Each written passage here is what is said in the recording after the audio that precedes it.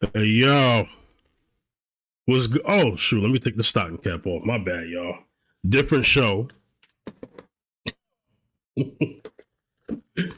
What's up, y'all? Welcome to Fifth at Night, y'all. Sorry, y'all. That stocking cap energy's for a different show, not this one. All right. Let me go ahead and talk to the people real quick. I am once again trying something experimental, streaming the first hour of this show, multi-streaming the first hour of the show on my TikTok account, just to get more eyes on the show. And so, you know, for those who could see Fifth at Night, you know, they not used to seeing that because, you know, TikTok audience stays on TikTok. YouTube is YouTube. I get it. Fine. It's cool. But shout outs to everybody listening. Let me bring my people up, man. Let me bring my people up. What's up, Ray? Fair, what's going on, man? Glad to be back. Man. Absolutely. Thank you, sir. Man, I'm loving this topic. This is going to be a good topic, man. Is divorce between two people or the whole family? Conversations get deep on Fifth at Night. So, yeah, I hear you. Into that. And having been divorced, I have some things to say. So, or should I say happily divorced? So, right. Absolutely. Oh, today's a special day. All right. My friend messaged me today, and she said, "Fifth, I'm coming back." Oh, is it who I think it is? It is. Let me play her new intro music.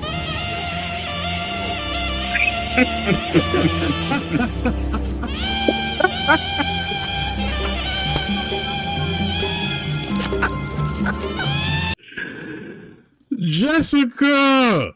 Hi. Hey. Good evening, Jess. Hi, Ray. Hi. It's been a long time. Yes, it has. And giving credit where credit is due, you looking lovely tonight. Thank you. Trying something new. You know, you see it. Fancy. Buttermilk biscuits. Oh, excuse me. Well, anyway, my girl is back. She is back. Everybody else will be here in a bit. We're gonna have a good topic. I'm actually excited because this topic is a little different from my typical relationship topics. This is more gonna go at the perspective of two things: those who've been in it themselves and those who have witnessed it from a parent's side. You're the child and you've seen your parents get divorced. So there's going to be a very interesting perspective. I got some questions. I got some videos for people to react to, and you know, can't wait. So yeah, we about to get into it. Yeah. This your first time doing this topic on TikTok too? Yeah. I kept this away from TikTok as well. I wanted to do this here first. I am going to part to it. It was asked that on Thursday they want to kind of talk about this too. So I would kind of like do it, but flip it differently on Thursday. Okay. So y'all will see. I'll announce that at the end of the show. All right. Looks like my other brother's here. KJ, you there, brother? Welcome back, man.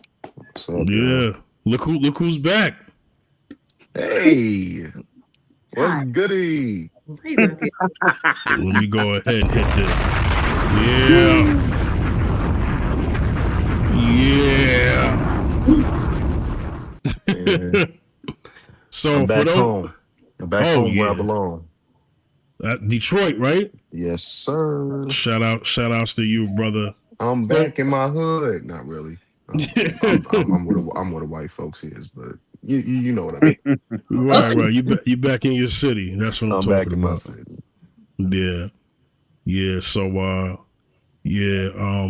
this is gonna be a good topic today, man. I'm happy to see what people are talking about. So, so today's topic is divorce between two people or the whole family.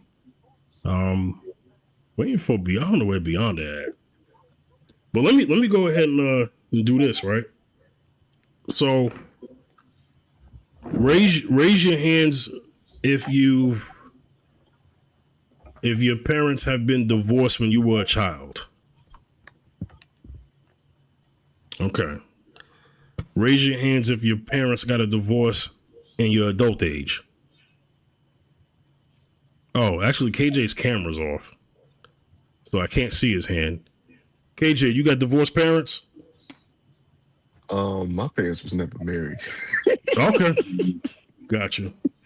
I'm an out of wedlock baby, unfortunately. But Yeah, and Jessica, your parents are still married? They never got married, but my mom had been married past that time, and she got divorced from that. Okay. I guess you can consider him my stepdad that they oh, divorced. by the way, both of my parents are married now. My mom got married when I was I want to say 14, and my dad got married when I was 11. I want to say they're both still married, but I Yeah. don't know if that counts. They Yeah. I don't. think, I think so. Okay. That's what's up. All right. So, oh man, TikTok don't like me multi-streaming on here. So KJ, you know what I did last week? What you do? So tried to get more eyes on the show, so I multi-streamed the feed on my TikTok account, and I got a violation last week. I guess because they think it's not my content. So I don't know. Maybe it's hard for them to verify it.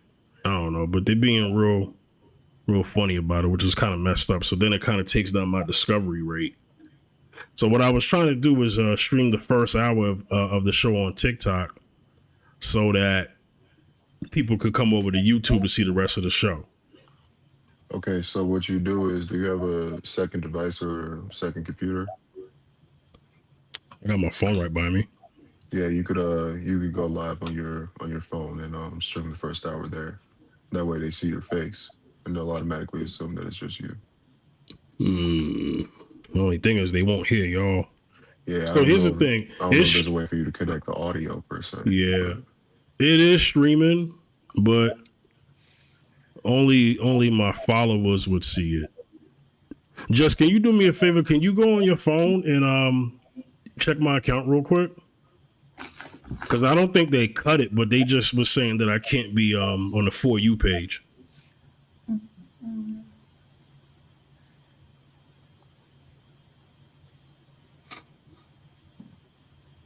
Just let me know if it's still doing the thing.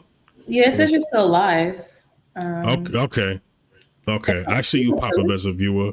Wow. Okay. It's just not going to be like recommended, but I guess my followers can see it. So, And I'll share it out on here.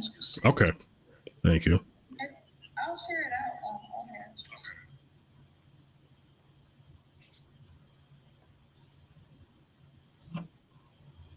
Yeah. That's what's up. Trying to appeal it.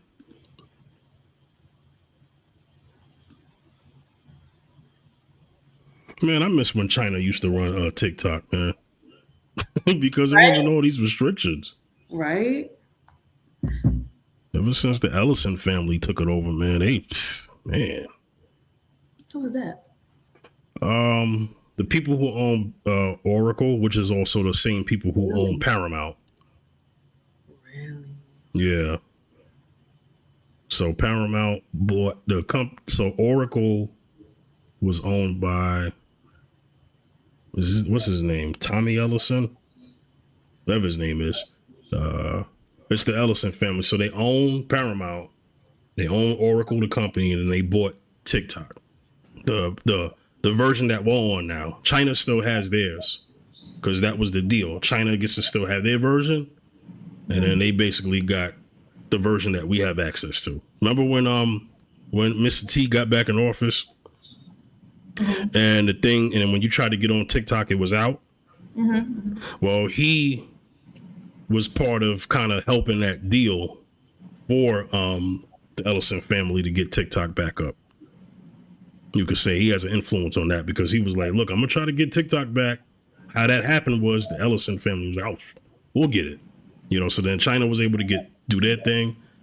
I'm speaking in an expedited way on how they got it. I'm sure it was more than that, but I just know that that's when that happened. The Ellison family bought it, and then now we were able to get access back to TikTok. Because as soon as like midnight hit, as soon as I think it was New Year's Day, boom, nobody could get on.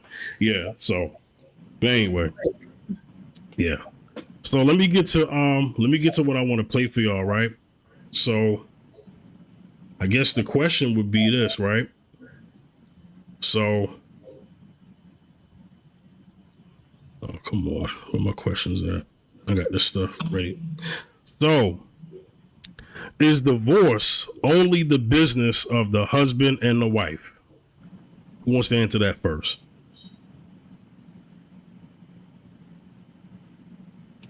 It doesn't end there, Fifth. Got you. Any more to that answer? Or it just doesn't end? Yeah. Yeah, because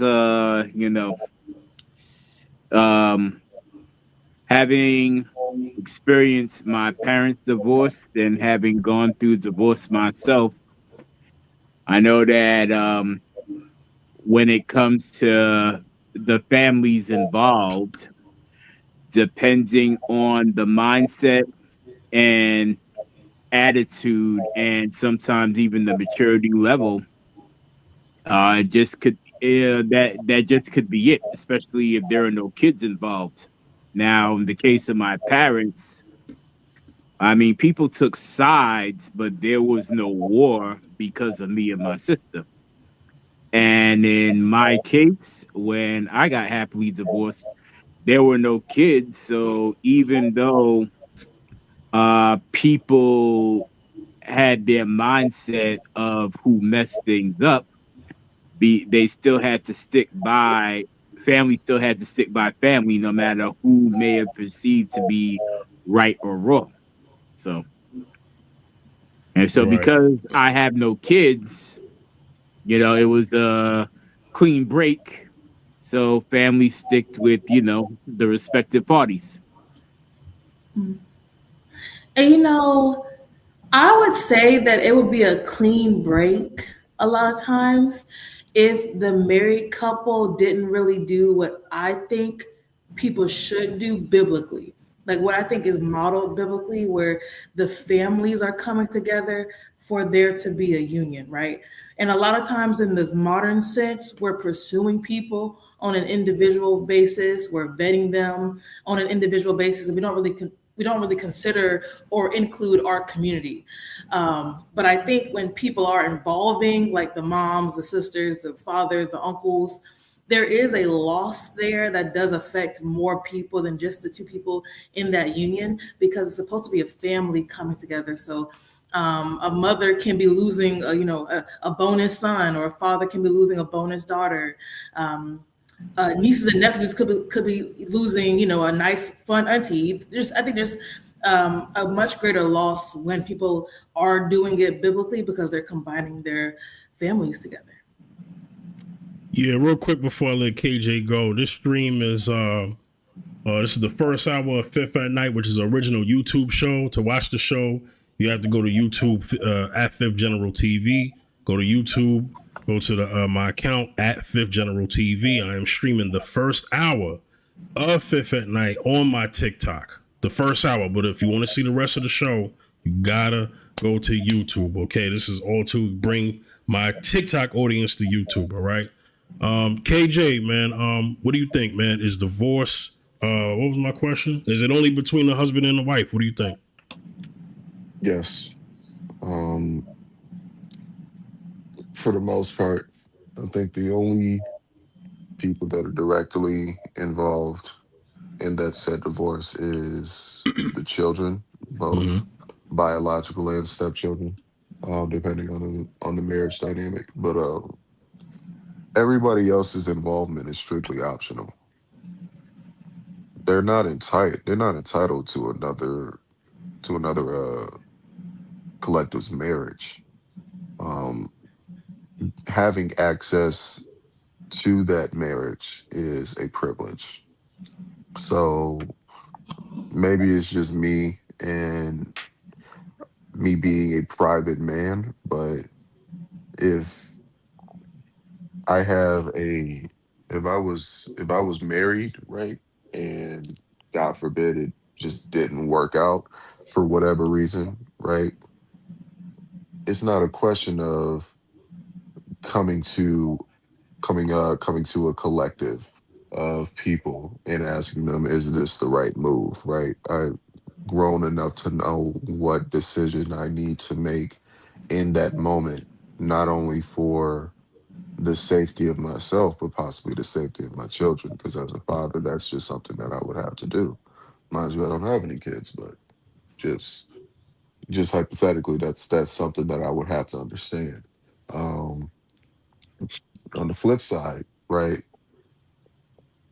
I would sit my children down and let them know, like, hey, unfortunately, things will not be working. Things will not be working out between me and your mother, right? Depending on their age, I might go into some detail on to what happened that led up to it. But that's assuming that I raised them well enough to be able to take the fact of the matter honestly and take it directly, as opposed to being emotional about it. And whatever the case. But realistically speaking, I'm not going to involve people outside my marriage, inside my marriage, especially through the divorce process. Not that even includes my own parents. My decision is my decision alone, and I have to bear the consequences of my decision. And allowing anybody to influence what I do could be detrimental further along. So I say leave them out of it. Zacchaeus, what up, man? Hey, what's good, man? What's good? Good to be Zacchaeus. here. What's up, Jess? What's up, Ray? Ray, always. What's up, Fifth? What's good? Good to be here, y'all. And Zach, KJ. KJ, yeah. He ain't got his camera on, but I'm sure he got a So good reason. So I'm gonna let him what's rock up, out. Zach? What's up? Yeah, man. KJ, do you cam up later if you good? I look a mess. That's why I look Okay, a mess. Hey, I'll let it. my It's all room is good. definitely not clean. I still gotta settle in. But yeah. It's all good. It's understood. All right. Let me play something real quick for y'all to react to. Okay. So I want to kind of get into some context before I get to the next question. Okay. Zacchaeus, I had asked everyone real quickly: is divorce only the business of the husband and the wife? This is before we get to family. This is before we get to kids. This is before we get to extended family. What do you think? About divorce, man. Is divorce only the business? Is divorce only the business Nope. of the husband and the wife? Go ahead. No, it's not. It's not because it's emotional. There's a lot of strings attached with that. Is the emotional aspect of it. If you said before you have kids too, right? Mm-hmm. Yeah, there's an emotional aspect that's attached to it as well because if you don't ever loved each other, if you fell in love with that person, then you get divorced again, you get divorced, it's devastating. Mm-hmm. It's devastating. It's you go through all type of emotions. It's like you're out of your element because divorce. I see divorce affect people in major ways. It's not even funny, man. I mean, some people they're not just not the same anymore, or they don't trust people anymore. Or what happens is that they because they're damaged, they're no good for the next relationship because of and it's a financial element too. Because if you had things that you have assets that you invest in with that person, remember it's time. Yes, maybe you had an asset is also like a house. Maybe you went into a house with that person, and maybe that person because that person don't believe that it's over, sue you for alimony. There's a whole lot of things that's wrapped up with that. It's a rough patch in your life. It's never a celebration unless that person was abusing you. Then it's a different story altogether. If that person was like toxic and you had to get away, you had no choice, and now it becomes a celebration. Okay, no, it's like a divorce party, like yeah, I'm finally free. Yes, I finally broke the chains. Yes, I'm finally free, and you can show and say I'm free. Yes, but if it's more, but if it's not like that, and y'all just get on, it's called unreconcilable differences. Unreconcilable differences, which meaning that because you two don't see eye to eye, and it's like you're not compatible. The compatibility factor plays a major role in that too, because you can get married to the person right away, rush to get married, and you just find yourself bumping heads. It's just the compatibility is just not there, and it's and what's that? Unreconcilable differences, meaning that you can't seem to work things out. So that's another reason why people get divorced. But so it's not just a business aspect of it; it's emotional. But and like I said before, and I'm gonna say it again, when you're finally free from that chaotic relationship, and it's emotional, but it's also a celebration at the same time. All right, let me get beyond the time to get ready, but let me play this video. I'm gonna have everyone. No, I'm ready. Oh, okay. I'm gonna play the video, man, and then I'll get to you. Okay. All right. I want y'all to see something.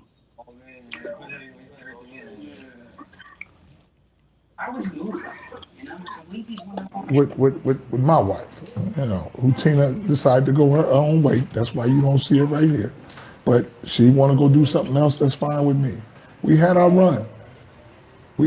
So even though she had the stroke and getting older, she would never be like, oh man. She was always beautiful in my eyes until you say, I want to go do something else. Yeah. Now you're not as beautiful to me again. And the fact that if you decide to go this way, I'm gonna go that way. That's fine. That's deep. It is what it is, man. I mean, like I said, anytime you can find somebody you can stay in love with for a long time, or for one day or whatever, if you can witness that love, that's good. I had that with her, and I found somebody else. But it is what it is. Wait, who? No need to worry. And you know Sorry. what? So some people are familiar with that. LeVar Ball, he was talking about him and his wife. They're still married. They're still married, but they're separated. Yeah, Jess. They haven't divorced officially yet. Yeah. So, I played that to play this next one, because this is how my next question is going to make sense. Okay. All right. So we're going to go to the next one. So this is Lonzo Ball. This is one of his sons. Okay. Currently in the league, right? We're going to play Charlotte. that's LaMelo. That's LaMelo. He went to LaMelo got traded, so he's no longer in Charlotte. Lord Jesus. How? Hold on, bro. She thought, Bill. How? But he was in Charlotte last year, was he not? Yes. Yeah, you're right. Okay. You're right. Okay. So now he went. So now LaMelo. First of all, you got the son wrong. They look alike. That's number one. For real. I'm getting my light skins confused. So the other son, they traded him to a team that they felt that he has a better chance at winning. So he's going from Charlotte, so he's no longer there. Congratulations! Oh my God. So he's no longer there. All right, let me play Lonzo. You see what he says. Before we move on, we got to address the LeVar Ball, Tina Ball rumors, man. I'm pretty sure we all know that the internet's been in an uproar about the situation. First and foremost, I want to say I love both my parents. The situation that is put before y'all is not how it went down. I'm not about to get into all the details. My mom didn't want to leave. She was quote unquote damn near forced to leave. I helped her leave. I'm glad she left. She's in a great spot. Shout out to Dip. Put her up nice. So she's good. My pops is good. They obviously don't fuck with each other. But I fuck with them both. And she was not wrong at all. She did not leave him because he lost his foot. That's a myth that was put out there. But my dad did a great job raising us. My mom did a great job raising us. They didn't work out, and it is what it is, man. They both doing well, and I love them both. So the father said one thing. The son said his part. So here's the thing. LeVar said that she came to him and said, you know, I want to do something else. Lonzo's saying, no, that's not how that happened. So then my question is, once kids are involved, once you got kids, right? It was, are they supposed to get involved in your divorce? That's one part of the question. And the other part of the question is, do children deserve an explanation from the parents of such divorce? Who wants to go first? You want to go, Zacchaeus? Yeah. They did it, especially when they have an understanding. Even when they're young, they a little explanation is not bad. It's not bad because they're gonna ask questions. Why? They're gonna ask why. They're gonna ask. It's just, you know, it's normal for them to ask why. Like, why all of a sudden mommy and daddy splitting up? They don't understand this. They raise us in the way they raised us, and now all of a sudden now they're splitting up. It's to them, the kids is like, okay, why? This is not normal. So it changes their life. When they're older, when the kids are older, like he's older man now. Kids are adults. Even then, they may want an explanation too. Like, why? You've been together for so long, 20 years, 30 years. Why? What's it? It's like the question, where the hell are you going? You've been together for me all these years. Where you going? Where you going? Why? We've been together so long. And that's the question some people ask. Like, that some kids ask. Why? But but you see, and I'm gonna say this too.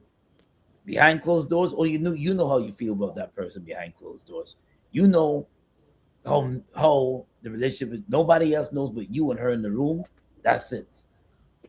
Only you and her in the room. Only you know how you want to stay together. It's either you want to stay together or you don't. It's only you know her know how you feel about each other. See, nobody knows. Not the kids know. When you cut behind closed doors, it's only you and her. So, what was the first question?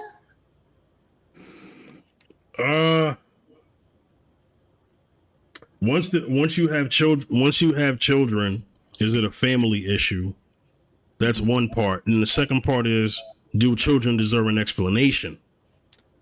I mean, yes to both. It's definitely a family issue because the children are integral parts of the family. And they should be respected as parts of the family. Just because they're not the authority figures of the family doesn't mean they're not part of the family. But I do think that children should be given an age-appropriate understanding of why their entire life is about to change.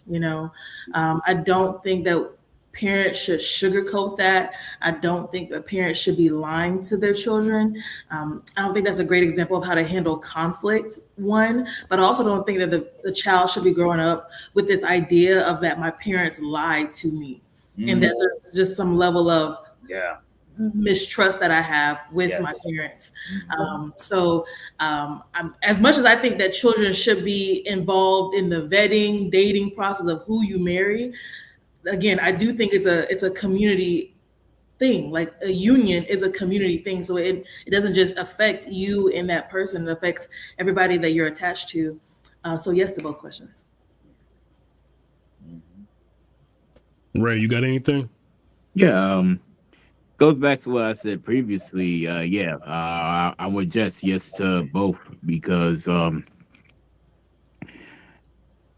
when my parents were divorcing, my mom had to explain about irreconcilable differences. She and at the time that's not the word she used. It's just that she said this things ain't working out, and it was for the best. And honestly, my parents became greater friends as divorcees than when they were in the same household. So, and by the grace of God, both my parents are still alive. Mom's a little under the weather now, but both my parents are still alive. And with me getting ready to turn 52, my sister already turning 43. We're fortunate that they're alive and not killing each other verbally, mentally. So, if that's what it had to take, it's all good. So, yeah, yeah. When kids are involved, yeah, they need something to go on as far as some sort of explanation, depending on the age. And with growth comes more understanding as to why. KJ. You're um. What was the second question again? Do children deserve an explanation? Yeah, then it's yes to both questions. Um, definitely. As for the kids receiving an explanation, this is something that a lot of parents, especially a lot of black parents, don't like to hear. You're not raising an obedient child. You're raising a functioning adult. Part of raising a functioning adult is having difficult conversations with them about real life things. And there's a lesson in everything, especially a lesson in your parents' marriage didn't work out. Listen to understand. This is what's happening right now. This is the reason why. I agree with Jess. It has to be age appropriate explanation. You don't want to just hit them where it hurts when it comes. You don't want to be too blunt to them. And I know that's rich coming from me, but sometimes you got to be you got to be honest, but you can't overwhelm them with the information, especially if they don't understand it yet. Explain it to them as they get older, but you know what I mean. Definitely you definitely want to tell them. Beyond. Can you clarify the first question? When you say it's a family issue, do you mean that it's the family involved, like the mom and dad and the kids, or is it like the family like everyone else? Well, I'll get to the extended family after that, but the immediate family right now. Oh yeah, of course. It should be discussed, you know. Um like Jess said, age appropriate and whatnot. And there really is no need for lying either, because at some point they're gonna know and they find out the truth, they're gonna resent that other parent for a very long time. It'll ruin the dynamic that they have. So it's better to be honest up front, whatever it is, whether it's good, bad, ugly, whatever the case may be, just be honest. Tell how it is. And then if your child's gonna feel any kind of way, a type of way anyway, you know? They're gonna feel sad that you're breaking up, but then they're gonna probably feel a certain type of way about how it happened too. So I think if I'm being honest, I think it's probably gonna be easier if it's a small child versus like a teenager. Only because teenagers, right? They're gonna have they're gonna be emotional anyway if they're going through that phase. So when they find out that their parents are being divorced, they're gonna be in like a very dark place. So it depends. It's a case by case basis, I guess. Okay. So, should grandparents, siblings, or other relatives get involved in the divorce, or should they stay out of it? Hell no, because I'll tell you why. Because all they're gonna do is they're gonna just like obviously they're going to support their, the person that's involved, right? Like whether it's the son or the daughter. But all they're going to do is cater to their emotions, and then not hold them accountable for their actions. Happens all the time. It's very seldom where like a family, like it's very seldom where a family holds. Let's say, for example, let's say you fifth, right? Yeah. Let's say you and your lady are married, and you cheat on her, and you get divorced, Uh-huh. right? It's very seldom for like your family to like hold you accountable for what you did.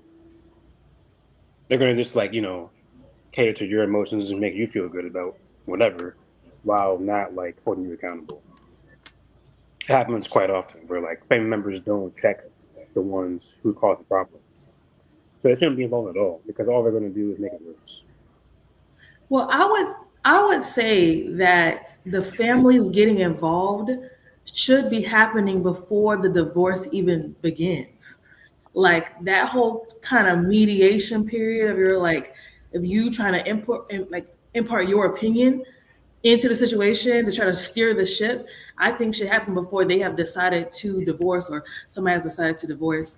I often believe people have to earn a divorce a lot of times. And just in the same way how like marriage is a privilege, I do think like divorce is also a privilege. And you have to work through that like emotional baggage that you have to know you're actually making a logical decision about separating. Or if this is just a feeling of we're not connected. And have you tried everything before you're saying this is a sinking ship and there's nothing else for me to do? So I think when if you're taking that kind of mature mentality of earning a divorce, you would seek out counsel with your grandparents and aunts and uncles before you go to the courthouse. By the time you sign the paper, there should be nothing else to talk about. So I think with your scenario, the grandparents and everything, I think should be involved earlier before y'all start getting divorced. Well, it's like that's what like you said, KJ says all the time. Just because you're older doesn't mean that you have wisdom. So a lot of times, if you have parents that are just not smart, or grandparents that are not wise, or privy to giving good advice, they're not going to help you anyway. So it just depends on like your family dynamic, who you have in your life, and who you can count on for actual advice and wisdom that's not trying to steer you in the wrong way. Yeah, but you would know that though, so they probably wouldn't have been involved at all in this union to begin with, because you couldn't trust their opinion about it. So I wouldn't think that the grandparents, the trifling parts of the family, wouldn't even be at the wedding. Now, sometimes people's weddings are for show and for image, so they invite their mortal enemies just to see them come up. But I'm thinking like more of like a mature couple coming together, trying to do it God's way. If you know your grandparents or your mama daddy be trifling and everything, and they wouldn't support your union, they wouldn't be good godly counsel for your union, to me they wouldn't have been involved from the beginning. That's true. But people are slow anyway, so Hello, L. Oh yeah. Oh yeah. So yeah. Who's next? Yeah, man. Who's next? Go. Go. I mean, I'll ask it again if y'all forgot. Should grandparents, siblings, or other relatives get involved or stay out of it? I can't hear you. Hell no. I can't hear you, Fifth. No, they can give advice, but they can't get involved. Nah, man. They can. I can't hear your audio, Fifth, at all. Hey, can y'all hear Beyonder? Yeah. I can hear Beyonder. Yeah. So he's saying he can't hear me. All right, he's gonna tell Beyonder to refresh. Yeah. They can't get. They could give advice, but get deeply involved. Because sometimes it makes it worse. Because the thing is that I've seen couples do this. When everybody gets involved, the couples wind up getting back together again for some strange and apparent reason. I have a friend that got married twice to the same woman. Yeah, he married twice to but they divorced again for the second time. But he married the same woman twice, and that. That's crazy. Yeah, he married the same woman twice, and then she was rough with him. She was rough with him, but he married her again. Couldn't stay away from her. Couldn't stay away. He told me that she was irresistible. Married her again, and then then next thing you know, she wake up one morning. She went to Brazil. We know what that I think means. you know what I'm talking about, right, Ray? Yep. That means. You went to You know exactly what that means. That means We know what that means. and then she came back, and she came back. She came back from Brazil, and all of a sudden now he's like, I don't think I could be in this anymore. And that was it.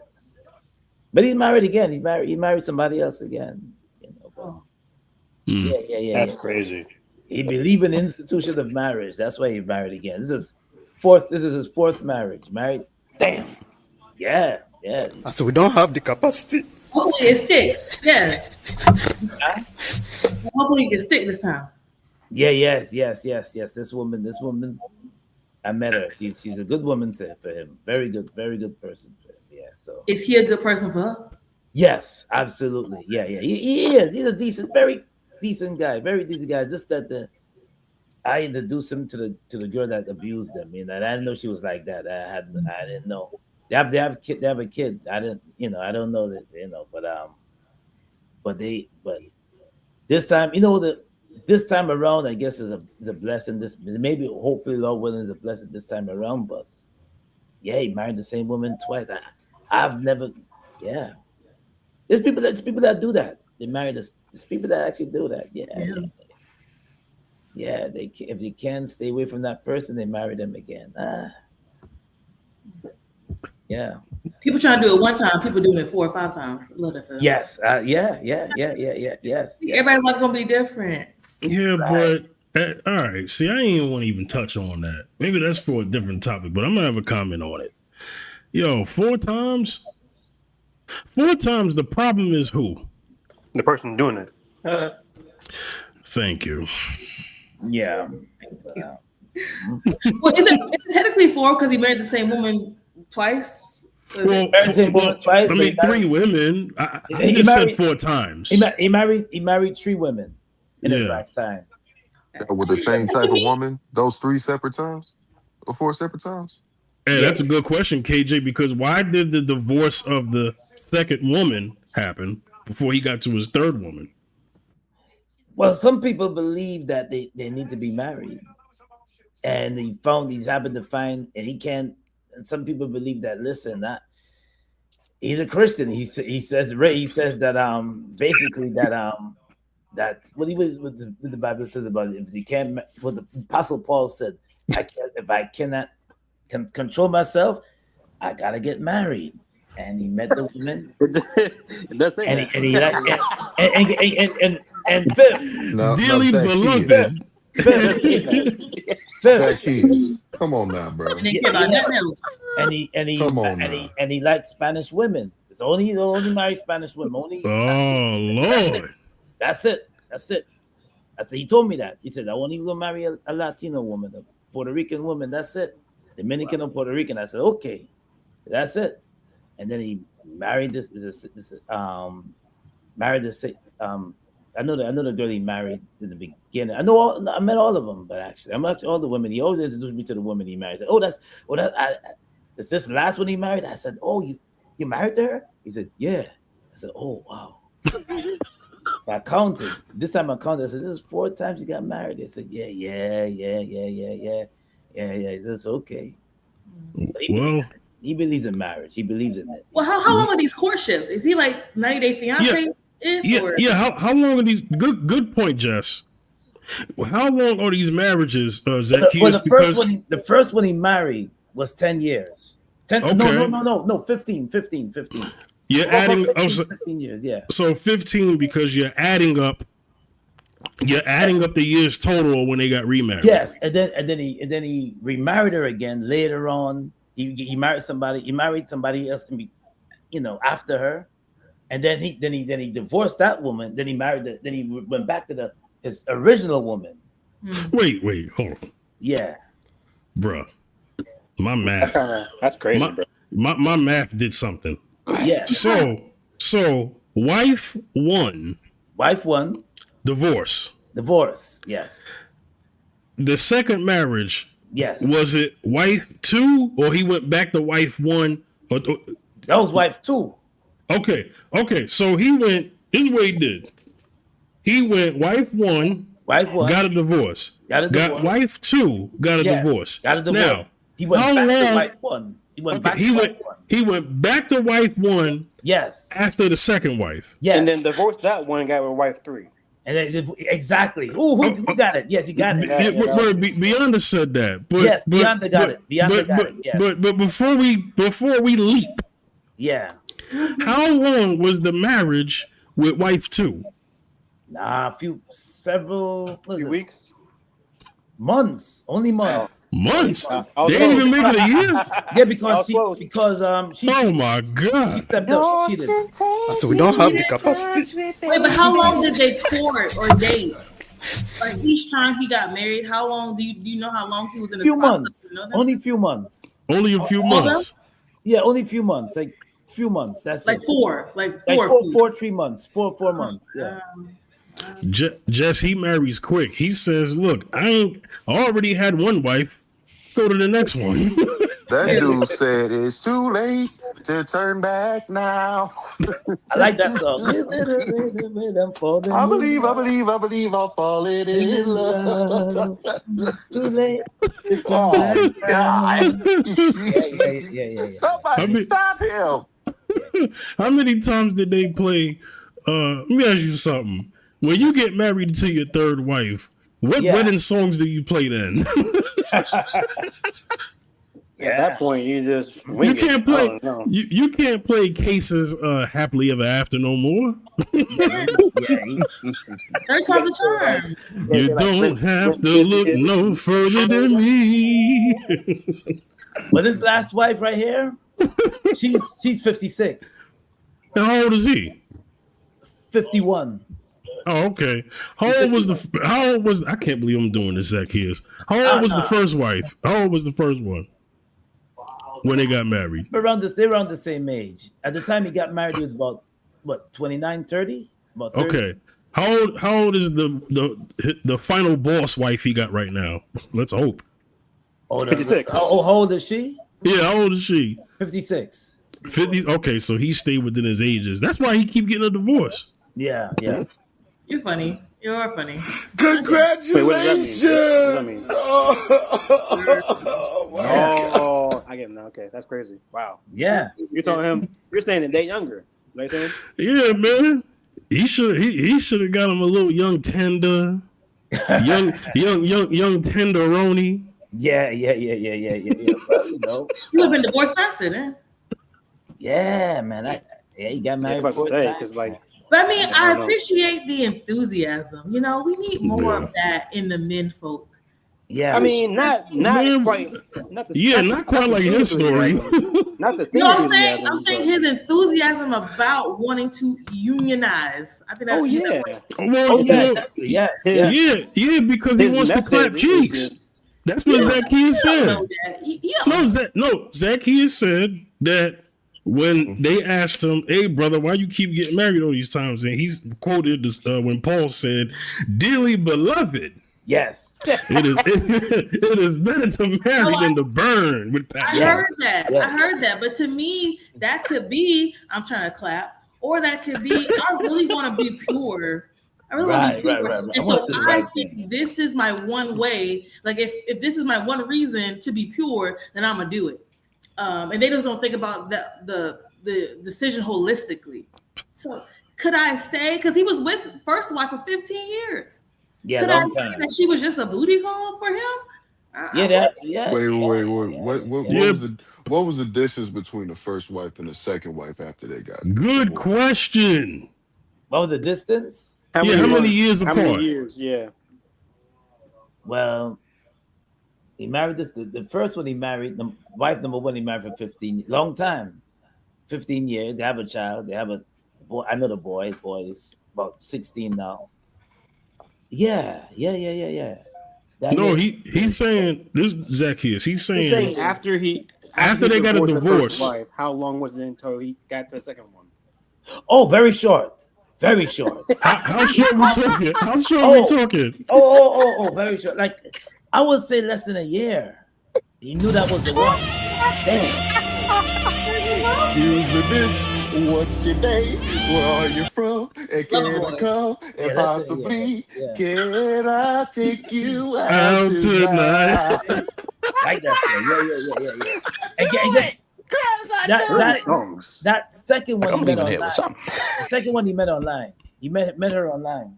Did he meet her while he was going through his divorce, or do you think it was a clean break and then he went on the apps? I think it was during his divorce he met her. But it was very short. It was very, yeah. Wait, hold on, bruh. Man, I gotta save this for another show, but it's too good. Oh, it's too good. Okay, so he. Jess, is this tea? Hey, brother, tea was so good. First of all, brother, I want to thank you for bringing this up by accident, because you definitely brought this up by accident. Oh, because now I have another topic in the future. Okay, yeah. So this brother met the second wife online. Yes. Is that what you said? He did what? He met her on the internet. Did she live here in America? Did she live here in America? Yes. Okay. The third wife. Mm-hmm. The final wife that he's with. Hopefully she's the final boss wife. She's at the end. He ain't getting married no more after this. I hope not. Right? I don't think so. She's a good person. I don't think I met her more than one time. She's a very okay. Yeah. This wife. Yeah. She from here? Yeah. She's from New York City. Okay. Yeah. What's her never mind. That don't matter. Never mind. Let me not do that. Let me not be toxic here. Oh, okay. Bro, you was about to ask what a body county. Yeah. Where you fit? No, not that question. I was gonna ask how many husbands did his third wife have before he got with her? Was she married before? So what's her body count? The sugar-coated version. She's a divorce. Wait, say it again, Zacchaeus. She's a divorcee too. I knew it. Yeah. Checkmate. Mm-hmm. I knew it. Brother, 20 years. I think about 20 something years. She has grown kids though. She kids are grown. But she's 56. Kids are grown. Yeah. Okay. Yeah. This is a Tyler Perry movie. The grandmother. I know what she's doing. Yeah. Grown. Yeah. I could do that all by myself. Oh, I'm telling you, bro. That's what it's going to turn into. Yeah, I think this is the final one though, because I really I met them more than one time. I met her more than one time with him. I met her more than one time. Opportunity to meet her. She's very like a settled down. She's been through a lot, and sometimes when you go through some experiences, sometimes you know what you want, So I see. So she beaten up by life. No, I won't say she didn't explain. She didn't go into her testimony, but she did say that she was divorced. She was married to her husband for a long time, and then now divorced. Yeah, so she married. She married my friend, and now they settled down. Now they're good. Now they bought their home and they're doing very well. So did wife too? Yeah. Was she divorced before they got married? Was she a divorcee as well? No. Okay, I have a question about wife one, and then we're gonna have to. Oh, before I do, TikTok audience, I'm cutting a live on TikTok. Come to YouTube. Bye. We giving out too much. Come to YouTube at Fifth General TV. YouTube at Fifth General TV. Fifth General TV. Yes. All right. Let me go ahead and because I ain't. Yes. They getting too much from me on here. Right. Okay. Mm-hmm. Did wife one get married to someone else and divorced before wife one came back? Just like he did? No, she was dating somebody. Did she have a kid with that person? No. Hey, KJ. Mm-hmm. Oh God, he out here calling me like a Pokemon. What's up, bro? KJ, could you do something like that? Could you get married, get a divorce, and then spin the block on your first wife after she done, did her thing as well? Let me explain something to you. If we divorced or broken up, you don't exist. Mm-hmm. You're done. I don't care how good or how bad the breakup or the divorce was. Once it's done, it's done. I'm cool. I divorced you for a reason. I'm not getting back with you. Why would I put myself in a position? Because this is the reality. Just because they're an adult, don't mean that they wise. There's way too many adults that haven't grown past the age of 15. So they operating off of this fairy tale mindset, thinking that maybe if I give it a little bit more time, we can get back together and it'll all work out. No, no. Some people they think differently. Some of these girls be like, but I really love him and I really want it to work out between us. Girl, you are deluded. Mm. Deluded. You gotta set your priorities straight. There's a reason why it didn't work out. For men and women, figure out where you went wrong. Because obviously somewhere that they went wrong. But if you want to be in a functioning relationship/marriage, something that's covenant built, you know what I mean? Yeah. Then God ain't gonna be asking you, well, what did they do? God's gonna ask you, what are you going to do moving forward? Mm-hmm. Matter of fact, he's not even gonna ask you. He's gonna give you instruction on what to do going forward, and it's up to you to listen. I highly recommend you listen. Otherwise, you're gonna be disappointed, and you're gonna be a four-time divorcee like Zacchaeus' friend. Sorry, bro, Mm. but Mm. Yeah. I gotta keep it real. So no, I'm not getting back with nobody that I broke up with. My ex is my ex for a reason. Leave me alone. Do you? Because I'ma surely do me. Because if you come to me, you approach me with any of this, can I be in a relationship? You know what I'm gonna do? I'm gonna show you my beautiful shotty, and I'm gonna be like, who in the HE double hockey sticks is you? I don't know who you is. I'm spoken for. Bye. And I'm gonna walk the other way. Drizzle, drizzle. well, well, you know what, KJ? Because he ended up divorcing that wife anyway. He got a new one, so he ended up getting a new one anyway. But Yeah. anyway, Yeah. let me get off of that. We'll have to talk about something like that topic at a future time because that brings me to something. All right. Let me get to Ray. Ray's been so patient with me. So, Ray, Yes. should does the parent who filed for divorce owe the children more of an explanation, or the one who was the cause of the divorce? In an ideal world, it would be nice if the person who caused the divorce would explain, but if you don't have the mindset of accountability to verbalize the role you played, it just ain't gonna happen. I mean, as I say, in an ideal world, it would be nice, but Mm-hmm. sometimes it just don't work out like that. Mm. And usually the person who filed is not always the person who caused it. I always feel like Correct. that's different. So Well, Right. that's like why I said or. Yeah, that's why I said or. That's why I said who is it, the one who filed or the one who caused? Mhm. There's people. Let me interject right here.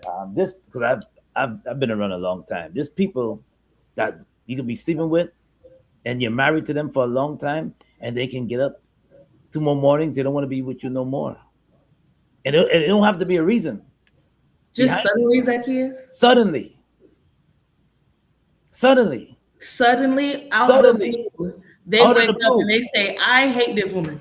Yes, out of the blue, suddenly they don't want to. They wake up. Yes. I'm not gonna mention his name, but I know somebody that did that. Say, I don't want to be I don't want to be married no more. I don't want to be with her no more. I just want to be by myself. Get up one day and say, I don't want to be with her. But how can you say that he never had that thought before that day he told you about it? He just decided that he wanted to be single. No, I'm saying that the day you found out, how can you be that sure that he never had that thought before? I don't know. He just get up one day and said that it don't have to be a real explanation. They just don't want to be with. They just don't want to be married no more. So I get what you're saying, Zacchaeus, but there don't have to be an explanation, Jess. It don't have to be. Just Zacchaeus. I'm 50. They don't have to be an explanation. So Jess, Zacchaeus wouldn't know 100%, but he's just saying that there are some married people who just say, I don't want to be married no more. Yes. And don't give an explanation. Don't give an explanation. And just file for divorce. And guess what? And because you have no fault divorce, do you know that'll hold up in court? That will actually hold up in court.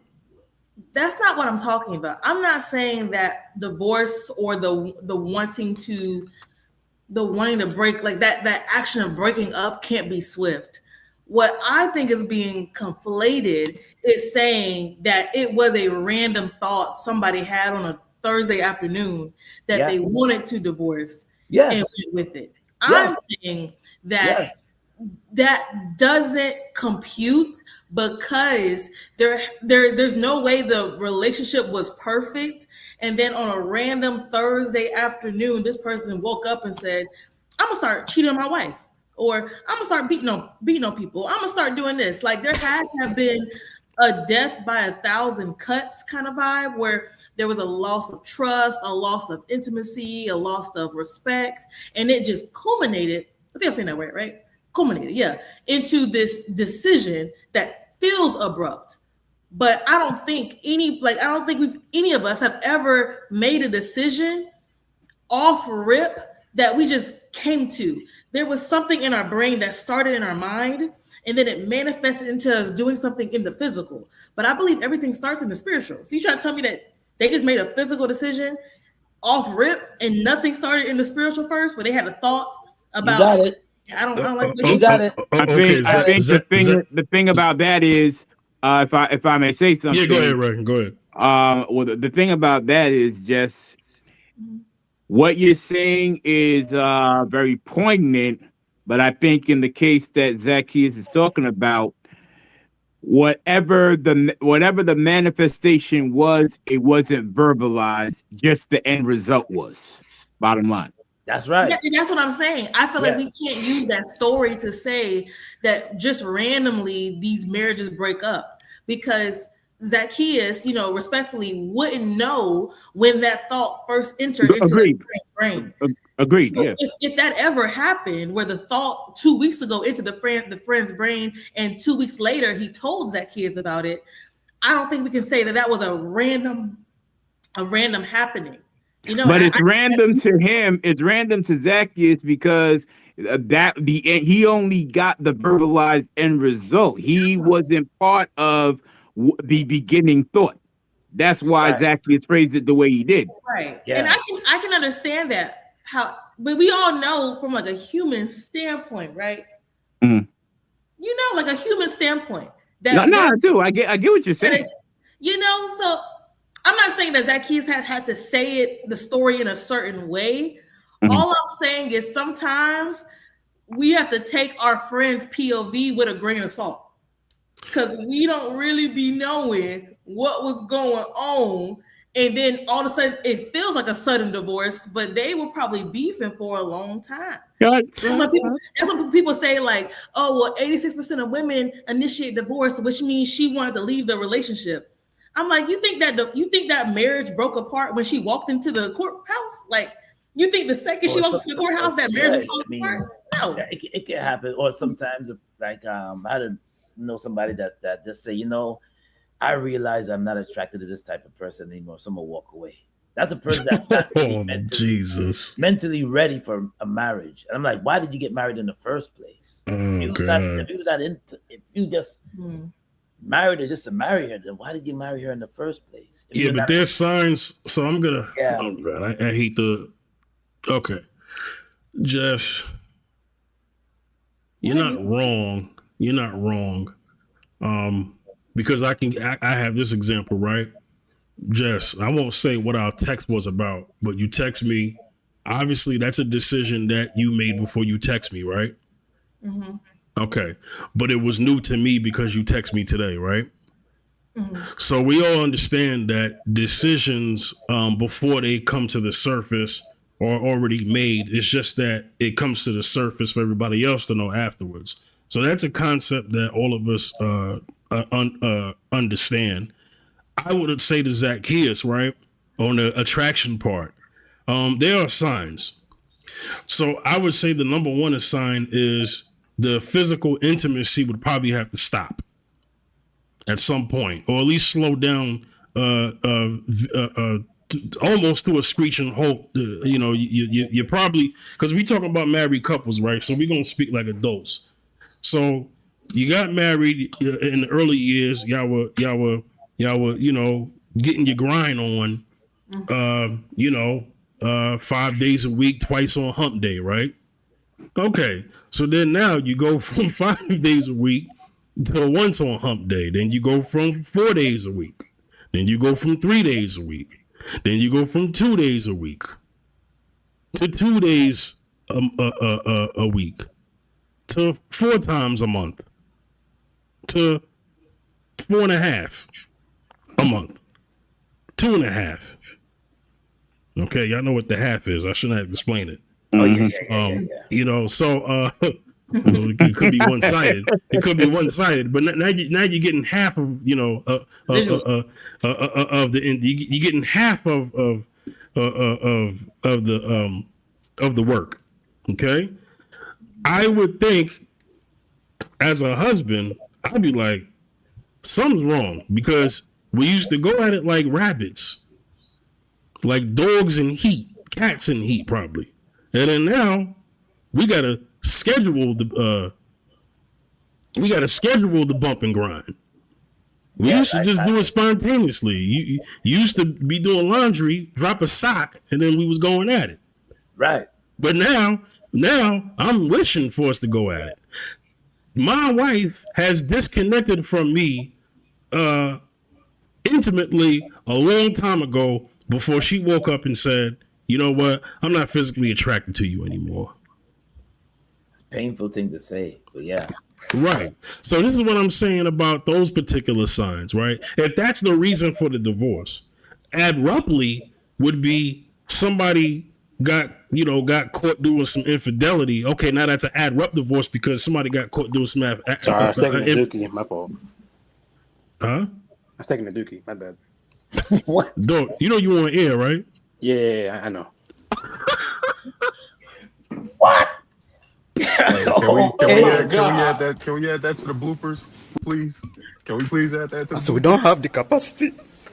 We gotta add that to the bloopers. Are you That's kidding crazy. That's crazy.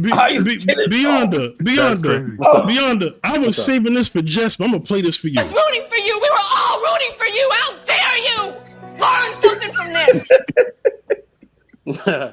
That's how I am, man. I just be saying what I be doing. I'm taking a dookie.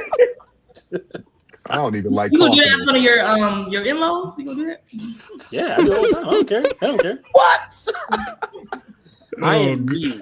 I do not change for nobody. Boy, that's my boy right here, man. I was taking a piss. I was taking a dookie. I was taking a nap. I don't care what it is. You got me using sound effects for you, brother. What's up with that, man? I'm in a good mood today. That's why I'm in a good mood. Different era. I got special sound effects for Jess. Yeah, I got that 2.5 today, so he feeling real loose. Okay, so let me ask you before you go, Beyonda. Okay.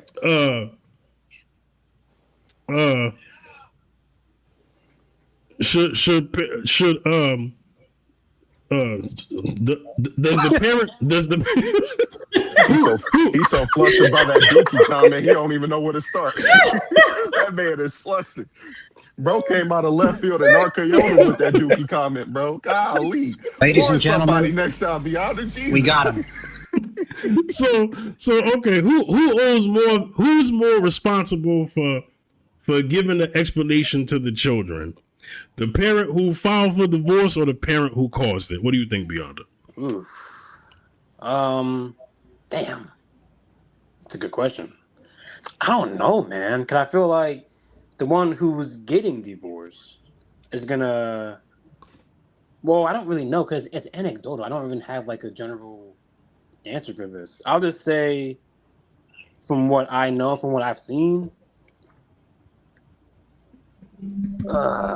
the one who's filing, I think.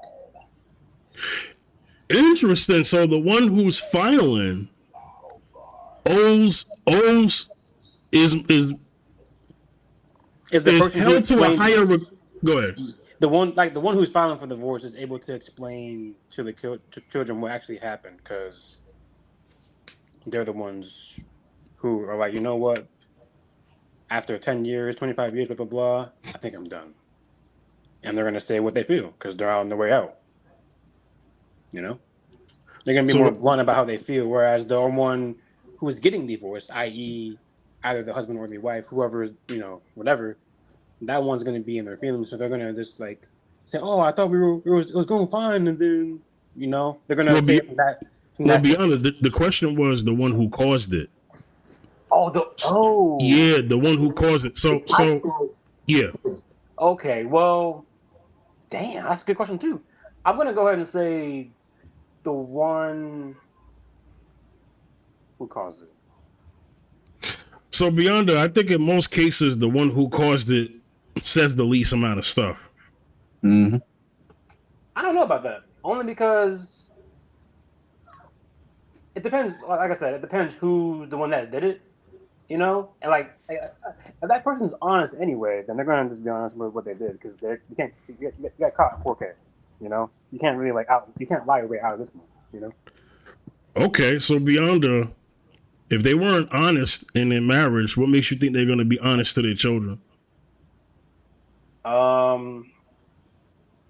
Because the truth always comes out. So they're gonna just like, you know what, your father messed up. Your dad hurt your mother, and it's my fault. I don't see it really on the flip side, in my opinion. Like, because if the man's doing it, the one doing the feeding or whatever caused it, he's definitely going to be more upfront about what he did. If in my opinion. Whereas I don't think that the woman will. Like, you mean if the mother cheated? Yeah, like if we're comparing, right, in which we are, I guess, because we always do that. We always compare between both genders, of course. I would say that if the man's the one cheating, he's going to be more upfront to tell the truth about what he did. Whereas the woman, she'll tell what she did, but she'll make excuses for it and say, "Oh, well, this and that and the third, blah blah blah blah blah," and that be upfront as to why she did it. Like she wants to be like catered and like made to feel like she didn't do anything wrong, which she did.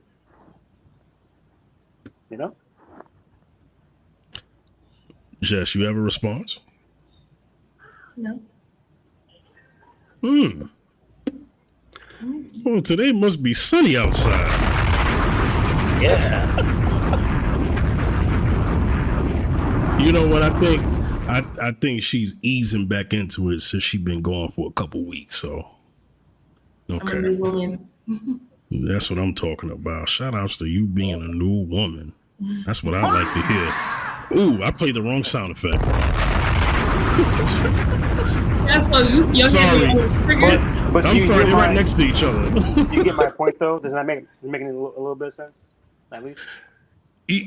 Yeah, I would also say my statement is hard to fact check, only because there's no actual stat that says that the person who caused the divorce is inept or not inept to always tell the side of their story that they caused a divorce. There's no real. I don't. There's no stat on that. So Well, I'm just saying that it's easier to blame the man than it is the woman. well, see, I didn't make it a gender thing.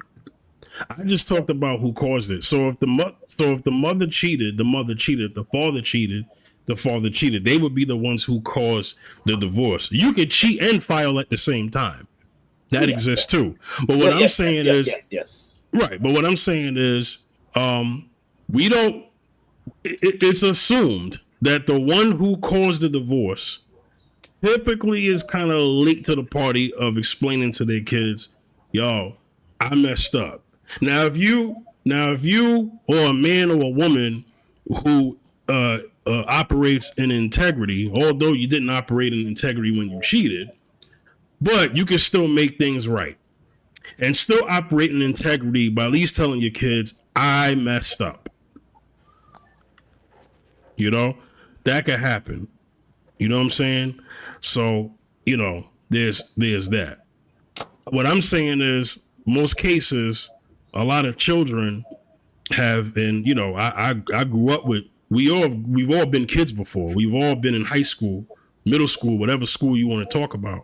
And most of the time, when your peer is telling you how their parents got a divorce, they'll tell you that the one who didn't do wrong explained it, but the one who did wrong was kind of like quiet and then just went more into defense mode as opposed to just coming out and say, I messed up. What do you think, Beyonda? I mean, I guess in that regard, you would be correct. I mean, I'm just. But there's I no don't know stats. There's no stats to be fair. No, I know. Yeah, it is very anecdotal. There is, like I said, there is no way to like really gauge there's no stat for it. You're right. I'll say this. I'll give you an example. Right. So I know someone. I'm not gonna say who they are to me, but I know someone, and he cheated on his wife. Right. And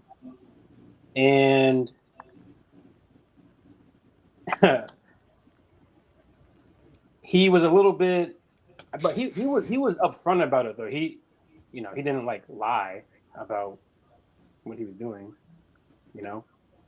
So that's why I said that the one who caused it is more prone to tell the truth because I've seen it with my own eyes, I guess. So Wait, Beyonder, yeah. can you tell us the middle part? Like he was cheating, and Yeah, then he you was. said Yeah, he did. he was Yeah. upfront to his No, spouse. no. So okay, no. He was cheating, right? And she found out about it. And then when it came to telling the kids about it, he told them. Okay. Do you think he told them with like enthusiasm or No, like? no. Okay. He's a good dude. He just made a bad decision, of course. When I say enthusiasm, I don't mean like he enjoyed telling them, but I'm saying, do you think it was his idea, or do you kind of think like the spouse, his wife, initiated the divorce and was like, "You got to be the one to talk to them"? Like, do you think I it think was? it was his mom that told him. Okay. Yeah, it was his mom. Because I would say that he wasn't truly being forthcoming out of his own integrity. No, and you know what? That part, yes, that is true. I don't think he would have if his mom hadn't said to do it. Because the thing is, like, we love his wife. She's still around, of course. She's not like dead, but like, Mm. he. I don't think he was going to say anything. But then, like, when you're going through divorce and they're kids, you have to let them know what's going on between mom and dad. You can't just like leave it under the rug. Mm-hmm. So they filed for divorce, right? And then he did tell the kid at some point. He didn't tell them immediately, but he told them after a certain point in time. Because I don't think that the wife wanted it to come from her, because it would have been like in an emotional way. Whereas if he did it, it was him being like upfront and honest about it. Interesting. But And now they're all good. So yeah, like there is no animosity between anyone. So that's good. That's good. That's why. That's why, like my perspective. That's why I said what I said because you know. And I was just saying, like in that particular situation, I think it still speaks to Fifth's point about how the one who did the infringement, they're usually the last person who wants to come to the mic and say what happened. Because even your friend, he had to be kind of coerced into it by like peer pressure. Um, and I wouldn't even say that the mom, the wife, couldn't have said anything to the children because maybe the children were living with her while the divorce was happening, while the separation was happening, right? So that the children was knowing something. Blessings, y'all. Bye, Zaki. We'll see you, Zacchaeus. All right, blessings, y'all. Take care, man. Take care. So I'm just thinking like by default, maybe the mom had to like do a couple like of damage control, but she didn't say too much, but she was saying enough that it was like supposed to help them through this transitional period. But he was one who gave like the detail, but still he had to be coerced into giving them the detail. Yeah. Before I get to Meerkat, did everybody answer the question? What question? My question about who deserves the who is more responsible for explaining the divorce to the children, the person who files or the person who caused it. KJ, did you answer that? No, because you called Ray, so I don't think anybody else outside of Beyond and Ray actually answered it. KJ, you there? Okay, he must be doing something. That's why he couldn't answer it. The one who I'm here. What happened? Yeah, did you get to answer the my question about who was more responsible for explaining the divorce to the kids? The one who files for divorce, or the one who caused the divorce? The one who filed. So the one who, yeah, go ahead. Definitely that, because there's you have to be able to articulate a reason why you're even getting that divorce in the first place. Obviously, like me and Jess have expressed in an age appropriate manner. But it's also on the responsibility for the one who didn't file, right? Or in other words, the potential reason why the file happened in the first place, to at least give both sides so that they can balance it out. Otherwise, that's going to that could possibly lead. That's the microwave that could possibly lead to a bigger issue. But that's just me. Meerkat. Yes. Hey. Hey.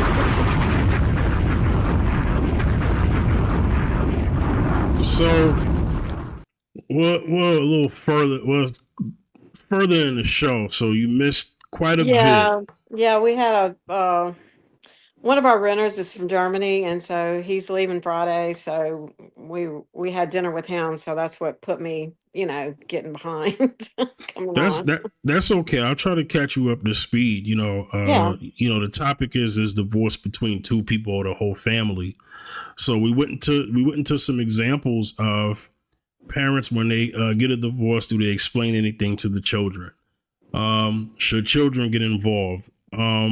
Do the dynamics change? Actually, I didn't get to this part. Okay.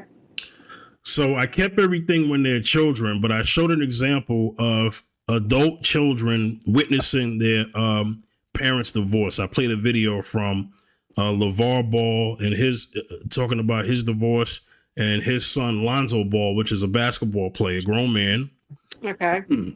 He gave his side of the story and said there was some untruths to what his father said, or what was also said out there outside of his father, and explained what he felt was the real reason why they divorced. And he's separated, and he said he was glad they separated. Yeah. So I went into the whole thing about, is it even the kid's business when parents divorce? Is it the extended family's business when they divorce? Grandparents, aunt, cousin, whatever, right? The dog, whatever, right? Well, all these people now going to be in it now. So we got past that. We got to the point where I was saying the question was, who is more responsible for explaining to the children, or we could say adult children, right? Yeah. Who's more responsible for explaining giving their kids the explanation? The one who files for divorce or the one who caused it? Probably the one who files, because the one who caused it, sometimes they don't file. You know, they just say, I don't want to be married to you anymore and I'm out of here, you know. And so it's usually the one left holding, you know, whatever. It depends on the age of the kids. And it's a family event because it's breaking up a family, a nuclear family, you know, a core group of family, which extends to the whole everybody basically in the family, the extended family and grandparents, aunts, uncles, cousins, not necessarily cousins and everything, and not necessarily aunts and uncles, but and it also goes back to the reason for the divorce. It goes back to how angry someone is. You don't want an angry parent explaining to children why y'all are getting divorced, because it's, you know, the kids will be fed that anger. And a lot of times kids see things going on anyway, you know, especially grown kids. It's harder on them than it is on young kids for in a divorce situation. Young kids have a lot of support, you know, they got a lot of support. There's they got family around them, whereas the older kids, you know, maybe some of that are in college age, they have a hard time with parents all of a sudden getting divorced. It's harder on them as opposed to if they would have been younger. I heard that explained on a podcast about that, you know. Mm-hmm. So does that kind of answer the question? Yeah, because it's going to lead to the next one, and I'm going to let Ray answer this one first, if he doesn't mind. And that is, should parents stay together for the children if the marriage is if the marriage is unhappy, but there's no abuse? I just want to put that out there so that's not nuance. It's not an abusive marriage, but should the parents stay together for the children if the marriage is unhappy? You can go ahead, Ray. Hell no. No. Did you hear Hell what I no. said? No. Because what you're doing is, if you stay in a toxic marriage with children, you're teaching the children that toxicity is part of this whole dynamic. So hell no. Yeah. Checkmate. Dang it. All right. I don't know. Just go ahead. Should parents stay together for the children if the marriage is unhappy but not abusive? No, it's never a good reason. Children need a model, not a martyr, you know? So if it's unhappy, it's probably because somebody is slightly abusing somebody, going through some level of financial abuse, some emotional neglect, some being cold towards you, not living in biblical principles, you know? And so I just think if you're going to abandon your marriage, then like abandon it the whole way. So no, you should never stay for the children. Well, the question was, there's no abuse. So I know you said that. Go ahead. And what I was saying was somebody being unhappy could be a cute little first step, but it's always going to turn into a level of neglect, abandonment, which is a form of emotional abuse. What if it's not? What if it doesn't turn into that? What if the unhappiness that has nothing to do with everything you just mentioned? What would it be then? Leaving the toilet seat up? Well, somebody's going to find a way to say that's abusive too. I feel like it could be not the act of it, but the disregard for a person. I don't think anything happens in a vacuum. But to me, when you say unhappy, if we're talking about people who are like in love, chemistry, they have children together, they were sexually active at some point, and you're saying they're so unhappy that now they're just trying to use the children as a means to stay, that means their relationship is disintegrating in all these other areas. So I don't know how we can answer that question in a vacuum of their unhappiness is just based on something circumstantial or superficial. Well, Zacchaeus gave an example of someone who just wanted out of their marriage. Didn't give no explanation. They just said, you know what? I'm done. I gotta go. But we don't know what his reason was because there's always a reason. So just because Zacchaeus doesn't know the reason doesn't mean there wasn't a reason. Well, the question is not a reason. It's just saying that the reason is not abuse. So this is a process of elimination thing. If I were to ask the question, should married couples stay together if there's no infidelity, but they're unhappy, then you would say what? I would say the same thing. Of course you would. So because what I mentioned was not infidelity in the sexual sense. What I mentioned was a cold shoulder, a disregard, a lack of consideration, and an abandonment of some sort. That doesn't have to necessarily mean you were sleeping with somebody. It just means you're not plugged into the relationship the way you should be. And I do think that is a form of emotional abuse. I'm sure the last time I read it, abandonment was a form of emotional abuse that in some states you can still get paid for. And you can sue the mistress too for marital abandonment. So it's a concept in the world, right? When you're not emotionally plugged in, even though you're not cheating, So to me, that's why when you say like there's no abuse, but they're just unhappy, I'm like, if you're unhappy about the toilet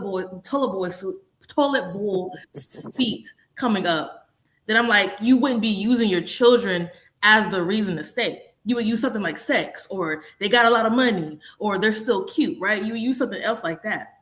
But to me, people use their children as like a last ditch effort to like justify why they should stay in something incredibly toxic. Nope. Okay. You try so hard, Jessica. Yeah. I mean, to be fair, I didn't answer the question either. Wait, hold on. That's not right. It just you did answer the question. I don't mean to say it that way. The question the question does require some thought, but I guess I was trying to do what you call I'm trying to okay. I would say that if they're unhappy, somebody's not getting what they want. Or two people are not getting what they want. Because one person could be unhappy and the other person like life is good over here. I'm getting everything that I want, but the other person's not. Sounds like the other person was doing all the giving. Right. And they got tired of being the giver. Not getting something back in return. But when you train someone to just take everything you give and you never ask, what is that? And you just finally get fed up with giving and giving and giving, because that's what you felt like you needed to do.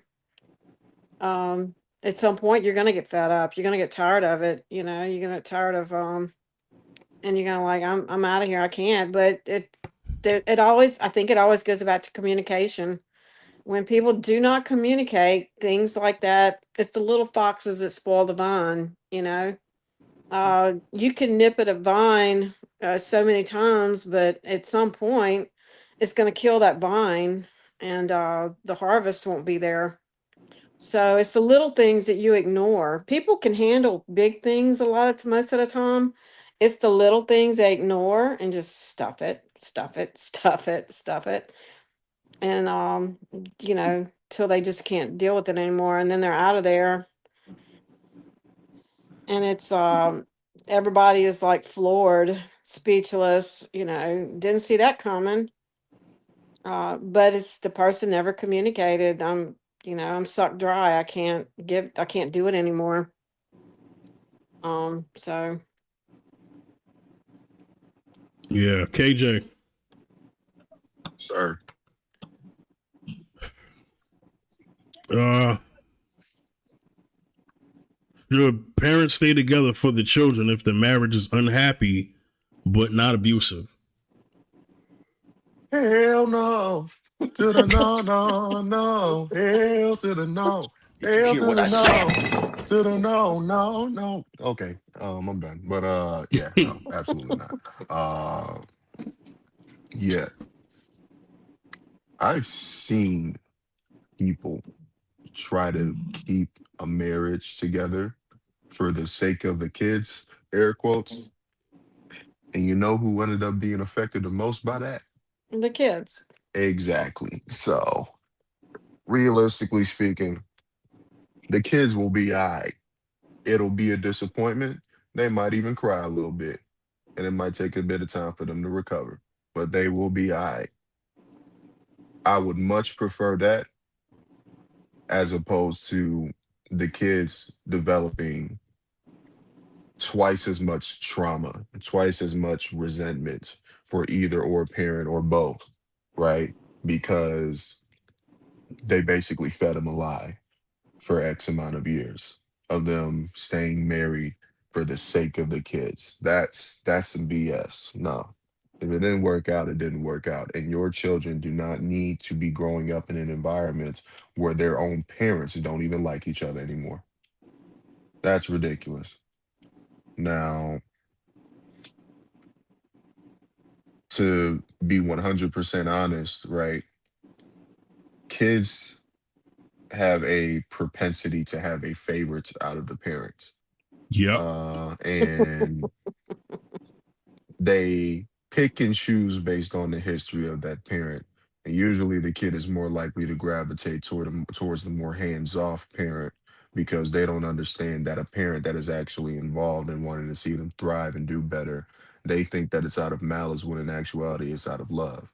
So let's say that hypothetically, you know, the dad was more hands-on and the mom was a little bit more hands-off. Kids are probably going to side more with the mom because they like the mom better in the moment. I've seen this happen one too many times. So, realistically speaking, you can't do that to the kids. You gotta keep it a buck 50 and let them know like, hey, the spark isn't there anymore. You don't really say that specifically, but you know, in so many ways, tell them that the spark isn't there anymore and that, y'all decided to move on to a different journey. And that's okay. They will be all right. They're gonna take it to the chin and deal with it. Because it's your decision at the end of the day, not theirs. Yeah. So, which leads me to this: should parents ever make their children choose sides? No, never. Mm-mm. They shouldn't do that. That's mean. Go ahead, Meerkat. Speak on it. No, children should never be made to feel like that they need to pick a one parent over the other. That's just wrong. They're getting punished for something the parents decided to do, or one parent decided to do. Would you call that So emotional manipulation? it can be. It can be parental alienation too. Mm-hmm. That's becoming more of a criminal type, um, a huge no in court. Parental alienation it's up there with like stalking and stuff. You know, I don't know if y'all have ever done any research on that, but yeah, it's a big thing. And kids can be manipulated into um, all kinds of stuff that they just are not emotionally equipped to even handle. And they grow up traumatized to the degree of They feel like a, a circus act. They got to perform. You see that with golden children. Children, you have siblings, and then you have the golden child. The golden child has to maintain an act. They look like they're just being given everything, but the thing is they have to act a certain way to get all this reward that the parent is dishing out. So I've heard a lot about that too. But I know that a parent that forces a child to pick them over the other parent is so wrong. It is so bad. That's a bad thing to do to your child. Anybody else? Um, yeah, that's Well low ball said. behavior. That's low. That's low ball behavior if you forcing your kids to or you know coercing your kids to pick a side between both parents. This is something that's very difficult for adults to do for some odd reason, and that's to still speak highly of the person that you're divorcing. And understandable, you know, divorces are usually not civil, but even the civil ones, you don't really see them speaking positively about that person. And obviously, it takes a bit of growth to do that because you don't want your kids to end up building resentment. And what a lot of parents end up doing, sometimes intentionally, is that create a they'll create a wedge between the other parent and the child simply because of a disagreement that they had and its projection. And then what they end up doing is that they end up putting the burden on their child to end up making a decision on, hey, pick between you or me. And they don't have to say that directly. They do it through action. So I think it's realistically, yeah, no, that's low ball behavior if they do that. Man or woman, it don't make a difference. That's weird. Can I just say, this is why I do believe in the concept of earning a divorce, because when you are still in a very sensitive emotional place while you're going through this divorce, you will try to grasp at anything to assert your dominance over this person because you're in this competition with them, trying to prove how wrong they are, and create this story against them. To me, that just screams resentment, which is not you dealing with your emotional baggage about, I would even say, the grief of this loss of this ideal you thought you were going to have. So I would recommend, would hope that if there's children involved, kind of like how China does, I think it's China, they make them go to a mediation for a year before they can actually get the divorce and before they can actually like file the papers. I feel like if couples were forced to go to couples counseling to see if they could work it out, um, maybe divorces wouldn't be so like um, trifling and full of like animosity because they would have dealt with their baggage in the couples counseling. And then if the counselor was like, okay, y'all just need to separate, then you could do that with like full transparency and everything out on the table. They Yeah, do but that down here in Louisiana. It takes a year to get a divorce. I think it's 18 months if there's young children involved. Unless it's blatant adultery or someone goes to prison for life, they can get an immediate divorce on that. And I think domestic DV, Hmm. you can get, if it's really bad, you can get a pretty much immediate divorce or something to that degree. That's They good. changed the laws a few years ago. So, and then we have like covenant marriages down here. I don't know if y'all have them in y'all state, but covenant marriages, you have to go to all kind of counseling and all kind of stuff before you can get a divorce. And then I think it takes longer to get a divorce in a covenant marriage. But you know that going in. You know that going in. So So, question: what do you get differently in a covenant marriage versus the regular kind? covenant marriages, you went through all this stuff before you got married, and more of a biblical type marriage, um, marriage under these guidelines and that you fully know, and it's like you're so committed to your marriage that you enter into a covenant that it will not disintegrate. Got it, got it. Almost like accountability, right? Like I'm going Exactly. But look it up sometime, Louisiana and covenant marriage, and you'll see the rules and the guidelines or that you have to follow. Oh wow.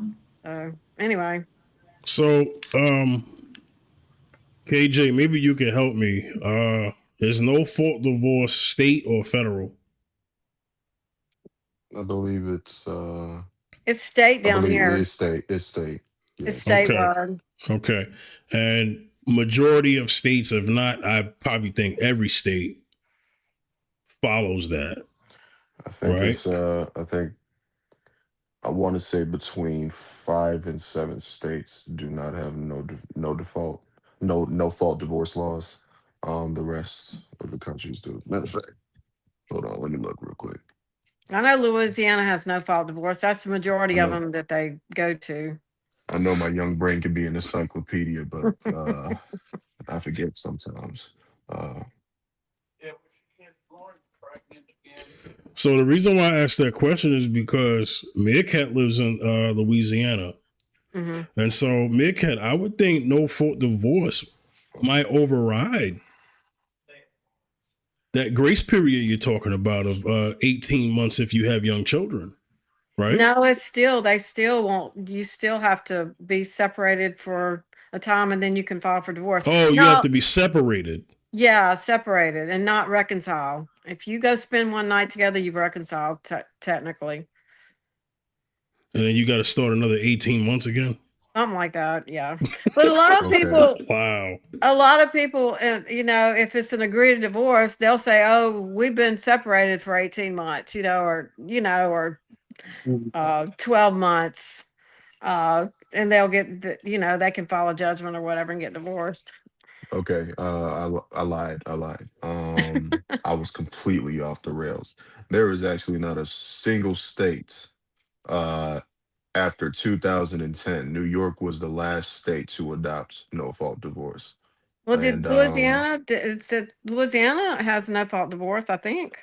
Oh, yeah, irreconcilable differences. I'm yeah, sorry. It's all states have no fault divorce. Now, okay. the states that are pure no fault, which is only no fault grounds: Arizona, California, Colorado, Florida, Hawaii, Iowa, Kentucky, my home state, Michigan, Minnesota, Missouri, Montana, Nebraska, Oregon, Washington, and Wisconsin.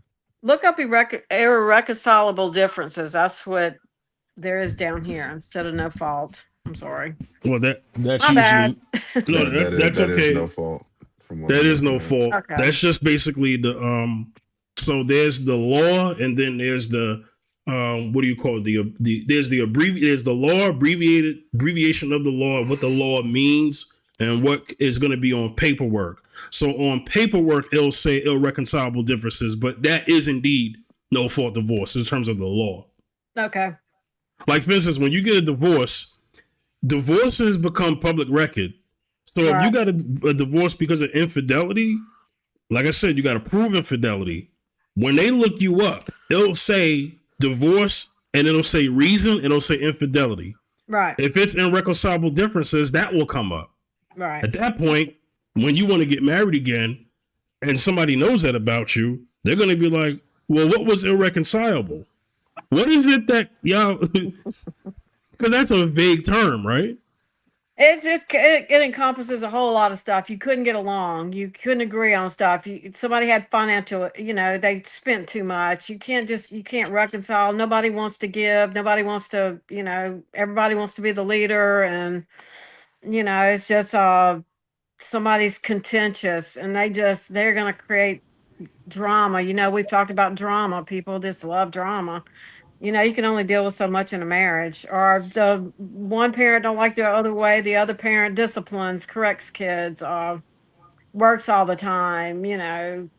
All that falls into irreconcilable differences. Anything other than DV is going to be you just couldn't reconcile it. You couldn't reconcile the issues.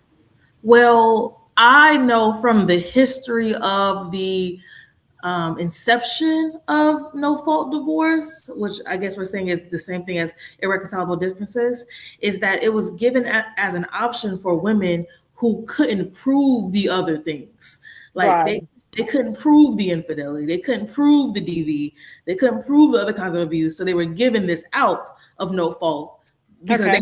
they had a reason. They just had no proof of it. So I'm sure there's some legal counsel who look at a person's case and they're like, I know you believe they're cheating, but you have no proof that they were using the house money to do all this stuff. You have no proof of this. It'll be a hard case for us to win. So you might as well just say irreconcilable differences for that. So I feel like this no fault divorce thing does get such a bad rap because I know it can then snowball into people like just wanting to get away from their marriages, but to me that's not the no fault divorces part. That's people's lack of respect for the sanctity of marriage, and they had that Okay.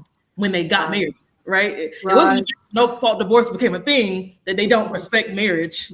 Right. Okay. Just I have a what? hot take. Just 1 second, KJ. My bad. I want to miss this. Jess, how did you start your sentence again? Remember, that was like forever ago. You said who was given that reason because of they couldn't prove the other two? Who'd you say? Women? Did you say women? Yeah, I said women. You said women. I said what I know from the inception of the no fault divorce option was that it was because women could not prove certain levels of abuse or infidelity. So it was because women couldn't prove it, or men and women couldn't prove it. What I read, it was the women. So if your wife cheated on you and the husband can't prove that his wife cheated on him, I would think that he would wish no fault divorce was there for him too, right? Yeah, but usually husbands would just would just unalive their wife. Usually, I was rooting for you. We were all rooting for you. How dare you? no, Learn something from this. excuse my French, was she dead ass serious? No, Look at her I face. am. No, I am. I am. This time where it was before the 1993 where raping your wife was legal. You don't think that when a man found out that his property was going down the street to Mr. Jenkins, he wouldn't go and OJ both of them? Like y'all think that's a crazy concept that OJ is a random occurrence in life? No, Most husbands do not do this. He would take y'all out. So Most husbands do not do this.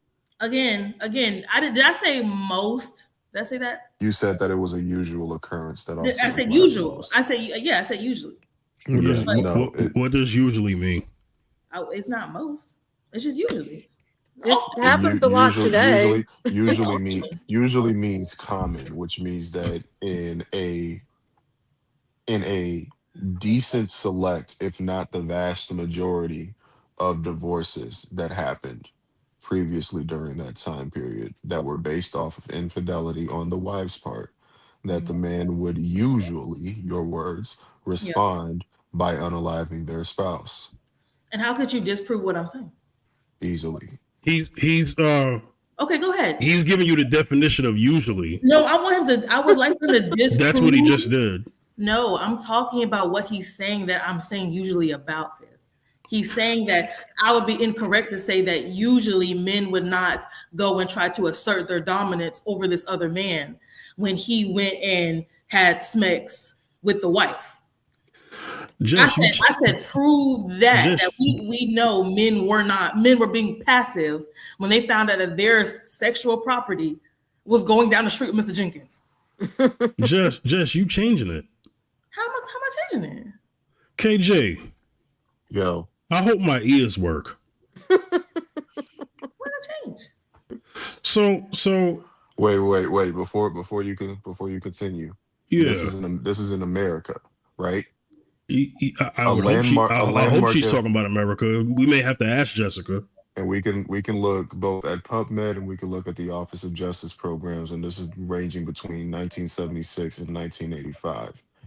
A landmark FBI study of U.S. spouse homicides found a spouse homicide rate of, get this, 1.6 out of 100,000. That's per capita, married people per year, with wives about 1.3 times more likely than husbands to be unalived by their spouse.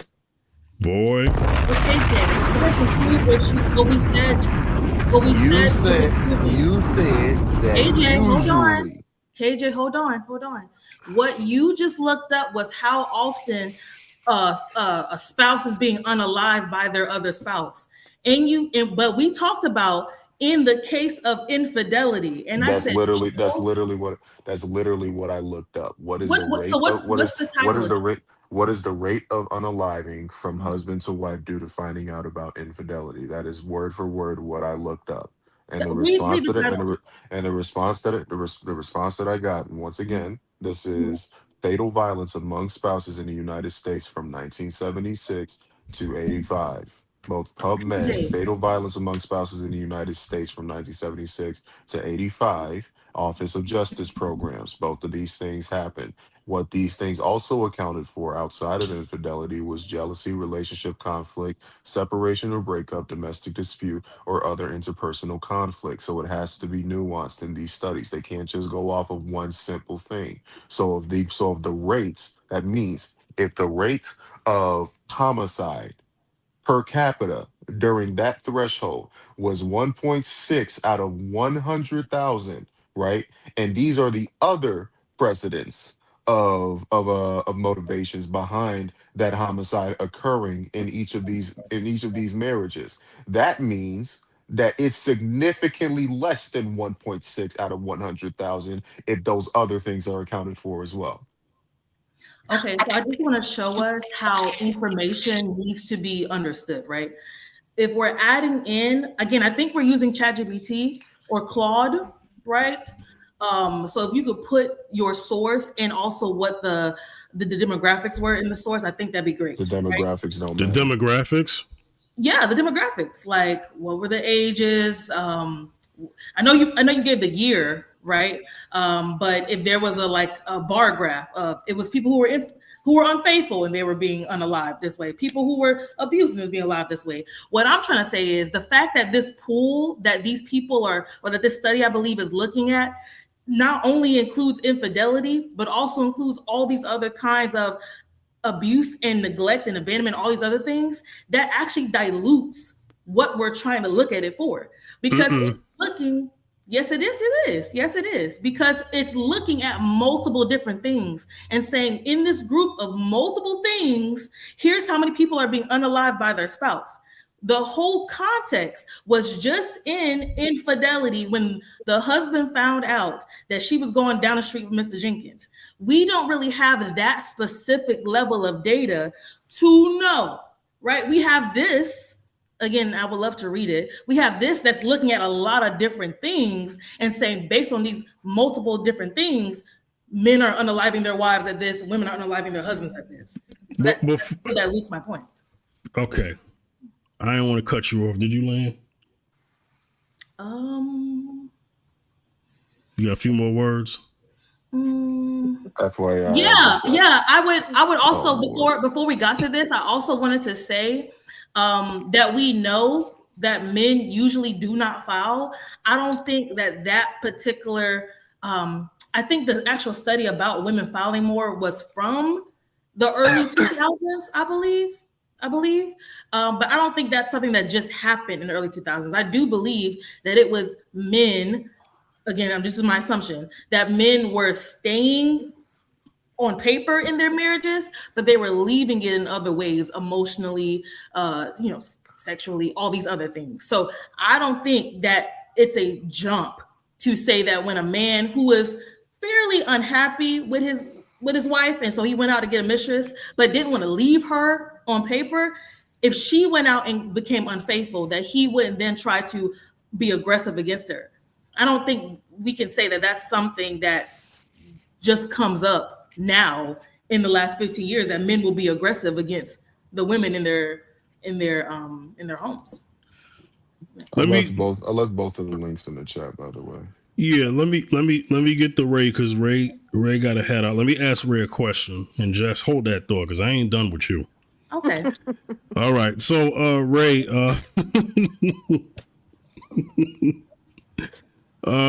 what hurts the children more? Seeing their parents divorce or watching them stay together in an unhealthy marriage? Choice B. Yeah. I speak from experience because it hurts more when you see your parents arguing, no matter what the reason is. And it's just better that they're separate and peaceful than being in one house or one place and it's toxic. So yeah, definitely choice B. Yeah, Ray. One more. I'm sorry. One Okay, more. I talk to got. me. I got to get this question. All right. Has seeing your parents divorce shaped the way you look at marriages when it was your time to get married? Wait, repeat the question. Has seeing your parents divorce shaped your views on marriage when you got married or before you got married? Yeah, definitely. Because I always do the best I can to exhibit and encompass peace. So it definitely did because it shaped the type of husband I aspired to be since I was 6 years old. And the one thing that I always wanted, first and foremost, more than anything, is peace. And in order to have that, you have to do what you can and behave in a way where peace reigns. So yeah, it definitely shaped my view of how I would want my ideal marriage to be. And even though I was unsuccessful in my one attempt, um, the peace is still my number one. Thank you, brother. I wanted to make sure I got those questions to you before you went. No problem. Good night, Yeah. everybody. Night. Good night, man. Take I'll it get at easy, you, man. man. All right, you bet. Take care, y'all. Goodbye, All Jess. right. So, all right.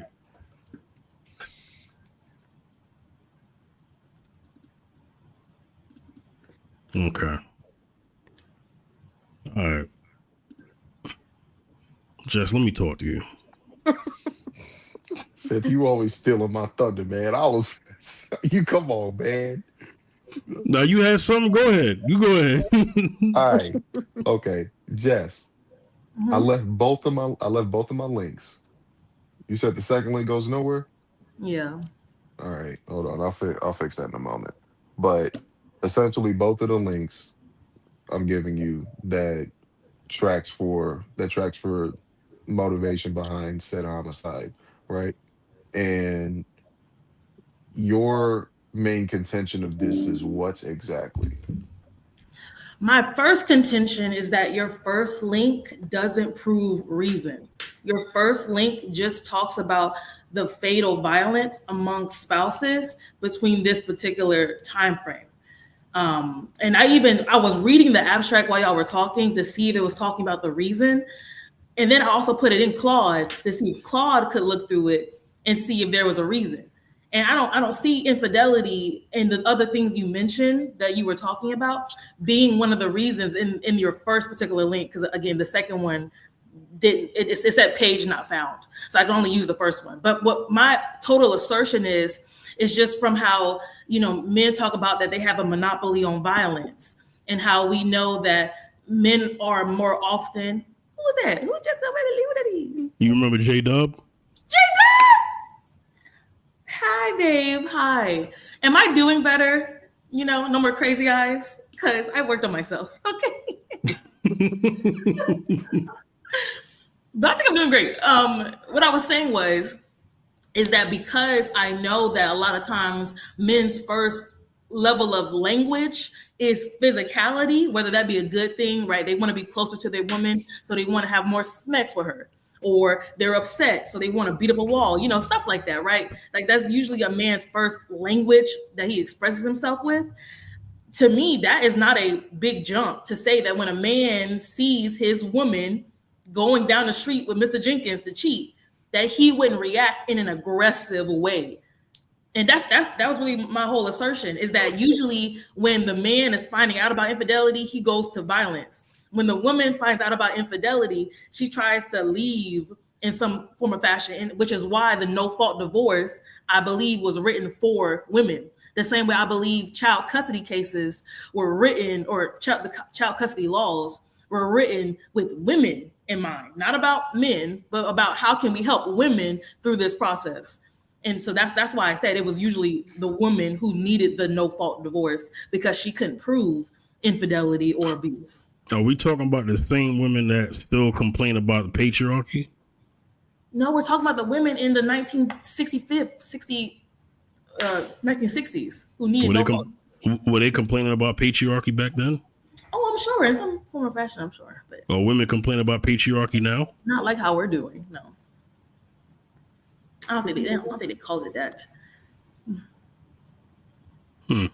KJ, you understand why I asked that, right? Yep. I know Because- exactly where this is going. KJ, this is the same link. Huh? KJ, this is the same link. It says the requested page cannot be found. If you want to give me the title of it, I'll find it. Okay, hold on. It's called the Fatal Violence Among Spouses in the United States, 1976 through 85. And Well, yeah, this that's is what from the OJP. Yeah, that's what I'm looking at. I'm looking at the that same 1989 study with that same title from American Journal of Public Health. Yeah. And it doesn't say the reason why there was violence. It just says that women are 1.3 times more likely to be unalived, and that Black husbands face a higher victimization than Black wives. That's interesting. Right. But even still, right? Even if it doesn't account for these things, 1.6 per capita is a gradually low number. Like that's doggone near. You about as likely as to get struck by lightning as it is to get unalived by your spouse. So regardless, right? You still made the initial claim that usually a man will unalive his wife after finding out that she was cheating. Is that correct? Mhm. If per capita 1.6 homicides occur in spousal in marriages, right? And women are 1.3 times more likely than their male counterparts to be unalived by their partners. Then if we were to hypothetically account for infidelity, the probability of that occurring would be gradually lower, because you can't condense it out. You can't condense all of these homicides down to one singular reasoning. Each homicide has a different motivation behind it. So realistically speaking, right? And J Dub, just so we're clear, this is not today's statistics. This is between 76 and 85, right? Mm-hmm. Which is Realistically, worse. realistically speaking, right? On a statistical basis, you're not going to find a wide variety of husbands that are whacking their wives simply because they cheated. The vast majority, and I mean the vast majority of marriages did not result in the husband unaliving their wife for any reason, let alone infidelity. So when you say that usually that's what happened back in the day, that's not true. And you just read it off yourself. You're looking at the stats yourself. You put two and two together. But And KJ, don't use girl math while you're at it, please. you're missing my whole point, KJ. You keep saying it and then you keep going around it, which is why I don't understand.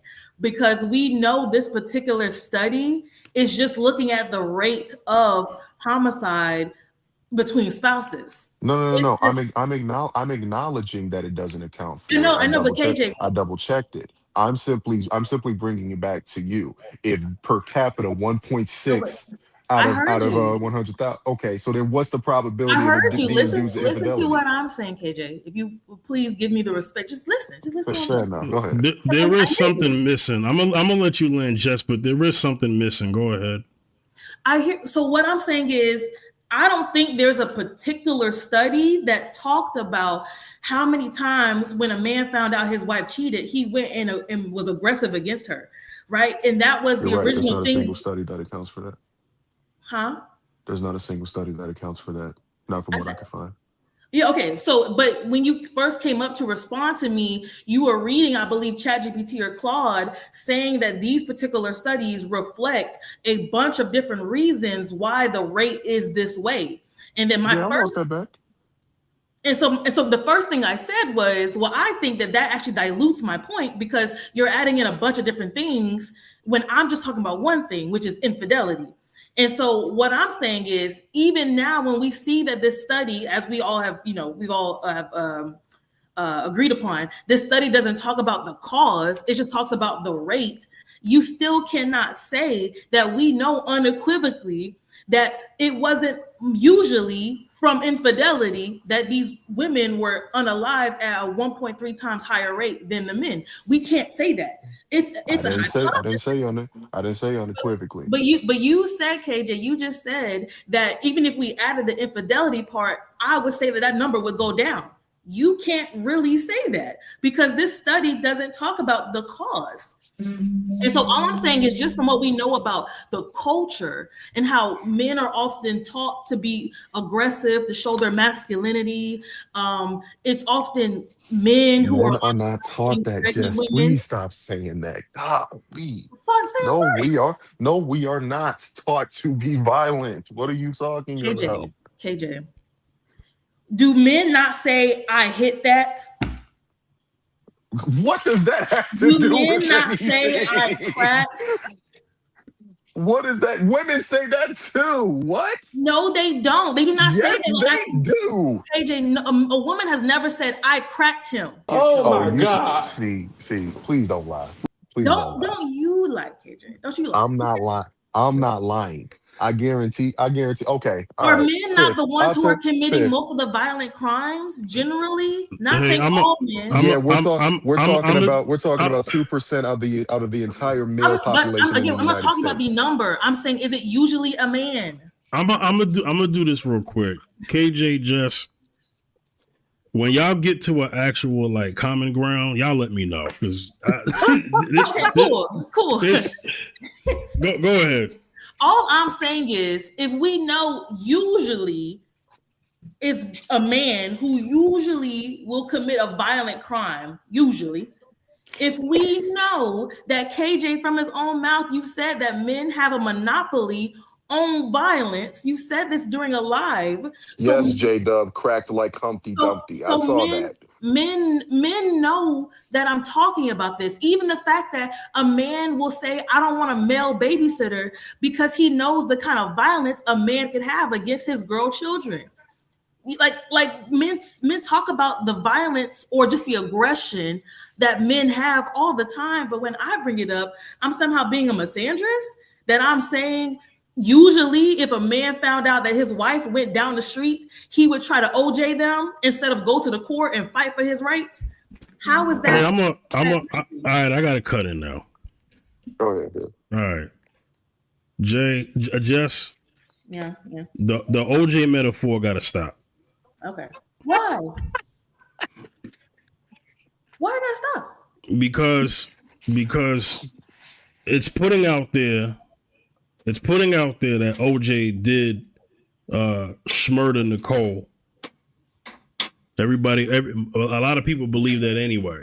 Fid, right? are you for real? The reason why I'm saying it is because OJ, that trial, okay, OJ does not have a monopoly on a husband who has murdered his wife. So you may have to use somebody else But you know what I'm talking about when I'm talking about the behavior, which is why I use OJ. I'm not Yeah, saying his situation is indicative of everybody else's situation. but OJ was still found not guilty, and then on top of that, post OJ trial, more things came out on what Nicole was actually involved in. What I gotta do with her losing her life? When you say a man OJ'd his wife, what do you think that means? Smirked her. Okay. Do you believe OJ smirked Nicole? Absolutely. Absolutely. And I also believe he bragged about it in a book. He was very abusive to her too. She was very abused by him. And he also had another DV case down the line. So he had a history even past this thing before, like 15 years before his unaliving. He had a DV case. So he has an aggressive past with other women. So do I think it's such a big jump that he would possibly maybe try to scare them with the pew pew and then end up hold on, because this is something that women do a lot. Y'all bring up a previous case of somebody and automatically go to, well, they clearly must have a history of doing said thing. That isn't always true. Just because somebody has a case where they were accused of DV doesn't necessarily mean that they did it. What you also need to account for is that even though acquits for black men in particular tend to be more probable disproportionately, right? That there are a wide variety of these cases where they have only been accused of these things, not necessarily proven to have done these things. So just because they were accused doesn't mean that they have a record of doing it. KJ, he does have a record though. He literally pled no contest. I'm just reading this now. He pled no contest to a 1989 domestic call, and he received 2 years probation and 120 hours of community service and a fine. So on his record for a spousal battery in 1989. Then in 2007, from the Encyclopedia Britannica, he went to prison. He actually went to prison this time before an armed robbery and a kidnapping, which we would all consider aggressive crimes. So again, I didn't make that up about him. Even though I didn't know the specifics, I knew he was involved in some stuff. I just looked it up. If he had any cases on his record that were about violent crimes, and he does. Yeah, but the point that's being made here is that you're using that as a means to say that he ended Nicole's life. And what I'm saying is, if you're not going to take into consideration all the things that were said about Nicole's prior activity, because that's not being held against her for some reason. But if you're not taking into account Nicole's affiliation with how her and what's that friend who got his life ended, because they both got deleted. I'm forgetting that guy's name, but they both got deleted. They said that OJ ended both of their lives, and that he did that in Bruno Mali shoes, and that he ran into his own air conditioner. I mean, last time I checked, you know where your air conditioner is. You're not going to run into it, you know. On top of that, they talked about the racist cop Mark Furman. Yeah, we going there.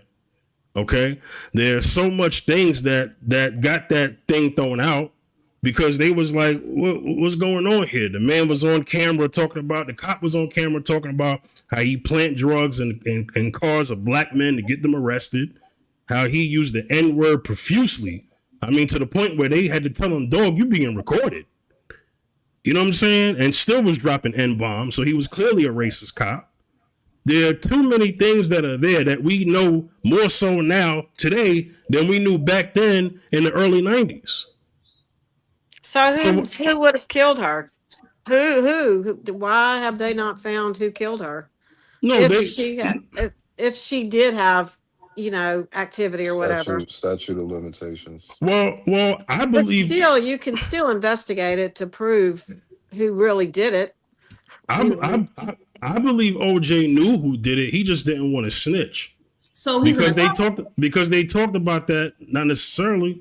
because they talked about that mob ran restaurant that she was always at.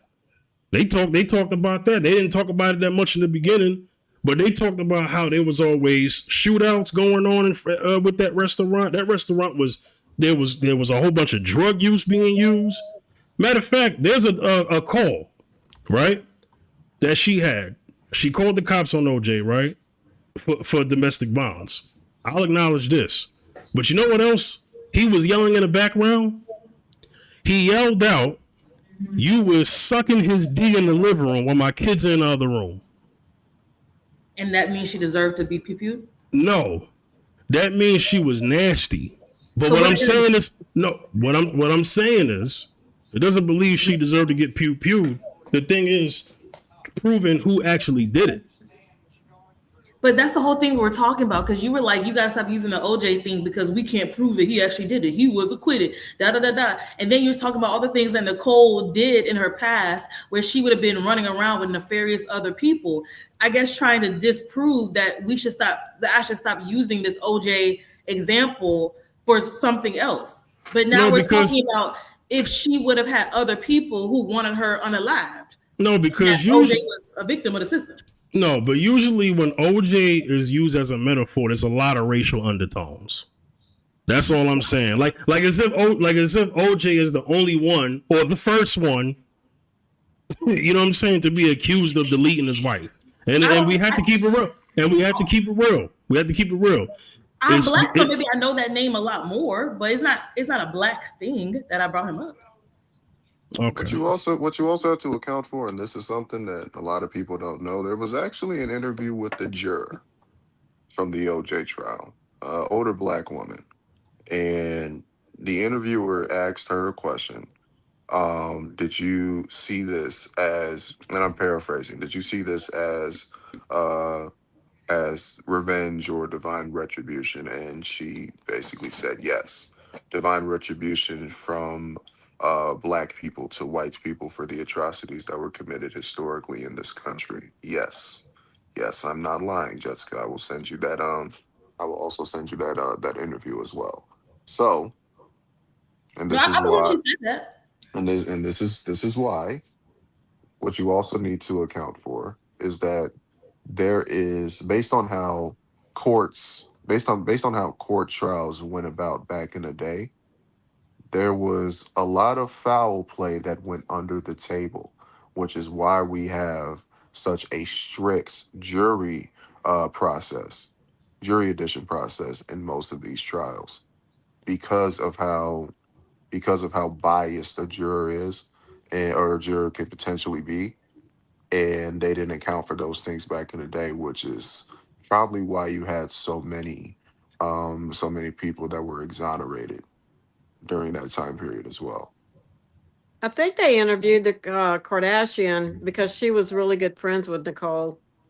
I think they've interviewed her. I think there's an interview where she knew, some things that were going on also. But what KJ said only proves to me that what I would assume about the case, right, is that it was a hot case to show the big racial divide in America. So it stopped really being about who did what, and it started being about, was this black man being dog walked through the system? And so that black juror coming out and saying this is retribution for all the many years of crimes that white people have done against black people tells me she saw herself as a lifeline for a black man, not as a truth teller for if this man unalived this lady, which I'm sure clouded a lot of people's judgment, which is why they tell jurors to not look at the media. But I mean, could they control that? Were there guardrails to control what they were listening to and hearing and reading in the media, and what they were getting emotionally charged by when they went into that room to, deliberate? I don't know. But the fact that KJ said that woman said it was really about race to her tells me why Fifth also brought up race, right? The OJ thing is very sensitive for people because it's a racial divide issue versus a murder issue, a schmurder issue.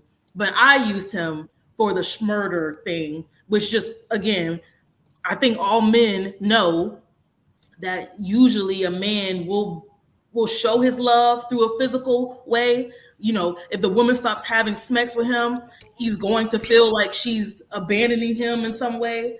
And also, if a man is upset, unregulated men are going to want to check this other man physically.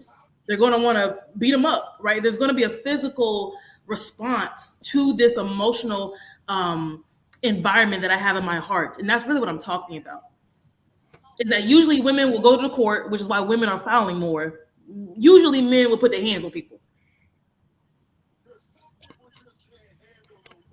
Well, I guess the point that I was making is that OJ is always used as a metaphor to criminalize black men, no matter what. It just is. Because I'm telling you, there's a lot of people that thought that George Zimmerman was not guilty. There's a lot of people who thought, I mean, shoot, you see stuff happening now. So what I'm saying is that metaphor is always used.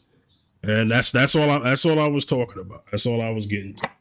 You know. So you know. I want to respect that you feel that way, okay? I don't want to disagree. Well, it's not that. Nice try. Nice try, right? But it's not that I felt that way like I'm some big baby. What I'm saying is that that's used widely as the big black man threat. But you know, I wasn't using it like that. So just the fact that... No, I know. That's why I'm trying to get you to use another word, because what's going to happen is a lot of things that we say, I try not to have this conversation with mixed company, but a lot of things that we say as black people will be used to give license. So what happens is somebody white will say, oh, well, they black, they said it, so it must be true. You get where I'm going? You get where I'm going? It happens. It happens. Like, for instance, the N-word. So you say the N-word around white people, and white people think it's okay because you saying it. And right? For some people, it is. Right. For some people, but not all people. So what some white people will do is use that particular black person or black persons and say, oh, well, see, it's okay because that group said it. Meanwhile, everybody else is like, nah, we're not on that program. But see, Fifth, how you're making it a race thing. And that's what I'm saying. I want to acknowledge the fact that when this OJ case is brought up, just the same way that juror was bringing up the race thing, it's hard, I guess, sometimes for people to see beyond the racial aspect for me to talk about the violence that this case was about. Because that's the reason why I mentioned his name at all. It wasn't supposed to be a stain on BLK people, but I'm just acknowledging that for you, it brings up those emotions, even though you know that's not what I said, even though you know that's not what I was going to do with it. It brings up a thing for you, and I just wanted to validate you. I mean, you said you think he did it, regardless of the, regardless of the ruling, you know. And I don't want to get into a big political thing because then I could ask you if this person did it when they got off. I could ask you if this person, do you think Trayvon Martin caused his death? No. Okay, so you can stand on that, right? He's a child, of course. There was no reason for George Zimmerman to pew him in the back. Right, but a lot of people, and even people on that juror, believe that he was justified in gunning down Trayvon Martin. Yeah. And you know what they used in that case against Trayvon? And the reason for why he gunned him down? He was like scared and he was wearing a hoodie. No, not just that, because when he was 14 or 13, he graffitied on the wall of a school. And that made me no, but I'm saying that was one of the things they used as a means to, well, Trayvon must be violent because he spray painted graffiti on a school and got expelled. Mm-hmm. But we all know with our working brain cells that graffiti doesn't equal violence. I think that's a big jump to say that OJ never had any violence in his life when we know he went to prison in 2007 for a violent robbery. And we also know that he had a house call for spousal battery in 1989. So I think that's a very different environment than talking about this young baby boy, Trayvon, who was just his image, his likeness, his family history was just like adulterated in the media, again, for political reasons. I feel like those are very, very different cases, even though they could have some intersectionality. But we all know Trayvon was an innocent person in this. Could we say that everybody, I know Nicole wasn't, innocent, maybe she was dealing with the mobsters, but we definitely know that OJ isn't an innocent person in his life.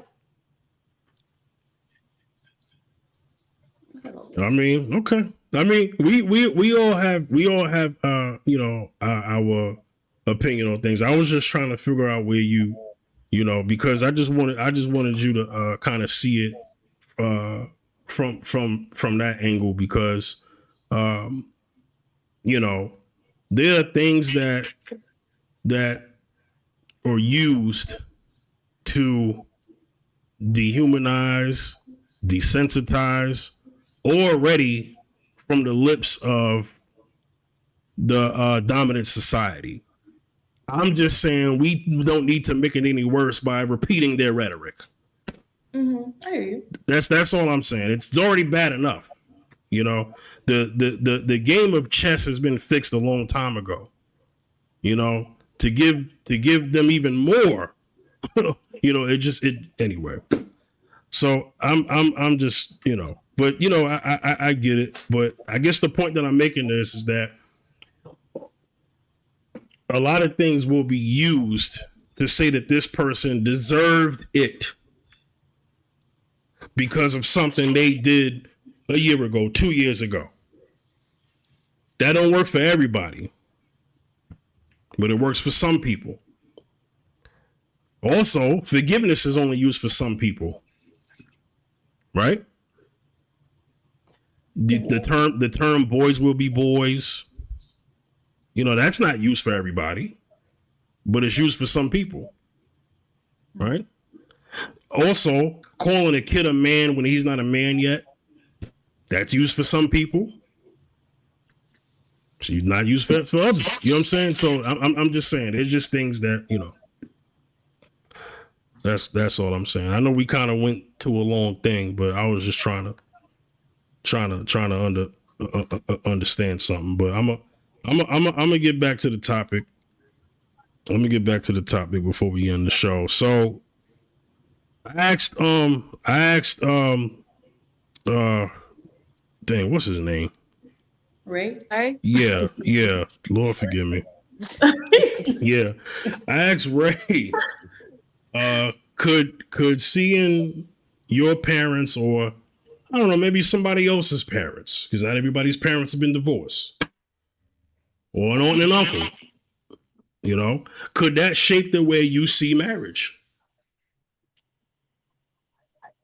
Who wants to answer that? Probably, yeah, I would think so. They don't want to make the same mistakes their parents did. They know what it did to them, so they were afraid they were gonna save themselves the pain of potentially happening to them because of what their parents did or went through or did. And depends on how the other parent felt about the other parent as to, if the husband did some really unkind things, the mom will have such an issue with the dad that the son, if they had a son, he takes on that he takes on the fact that he's a boy, he's a male, his dad was a male, so he's going to be just as bad. He's getting emotionally punished because the mom has issue with the dad, and he loves his dad. So that's what I think. Yeah. What do you think, KJ? Let me come to you, KJ. You've been quiet for a while. Well, oh God, I just know where I just drew. Repeat the question again. I hate it when I draw blanks like that. Could your parents' divorce or seeing someone else in your family's divorce shape the way you see marriage for yourself? Yeah, they could definitely do that. Yeah. That's why I say so often, like, listen, if because I know it's not going to be very common to tell people, don't have sex until you're married, right? But if you are going to do it anyway, the least you can do is make sure you're safe with it. And the reason why I say that is because when you have when you have children before you actually build that foundation, because you have a lot of parents that will have a child and then rush to a marriage before they've actually fully understood the type of person that they were marrying to begin with. And that could be very detrimental for the child later in the long run. So because you have those things that do tend to happen, right? That could end up causing a barrier between the child and one of the parents, if not both of the parents.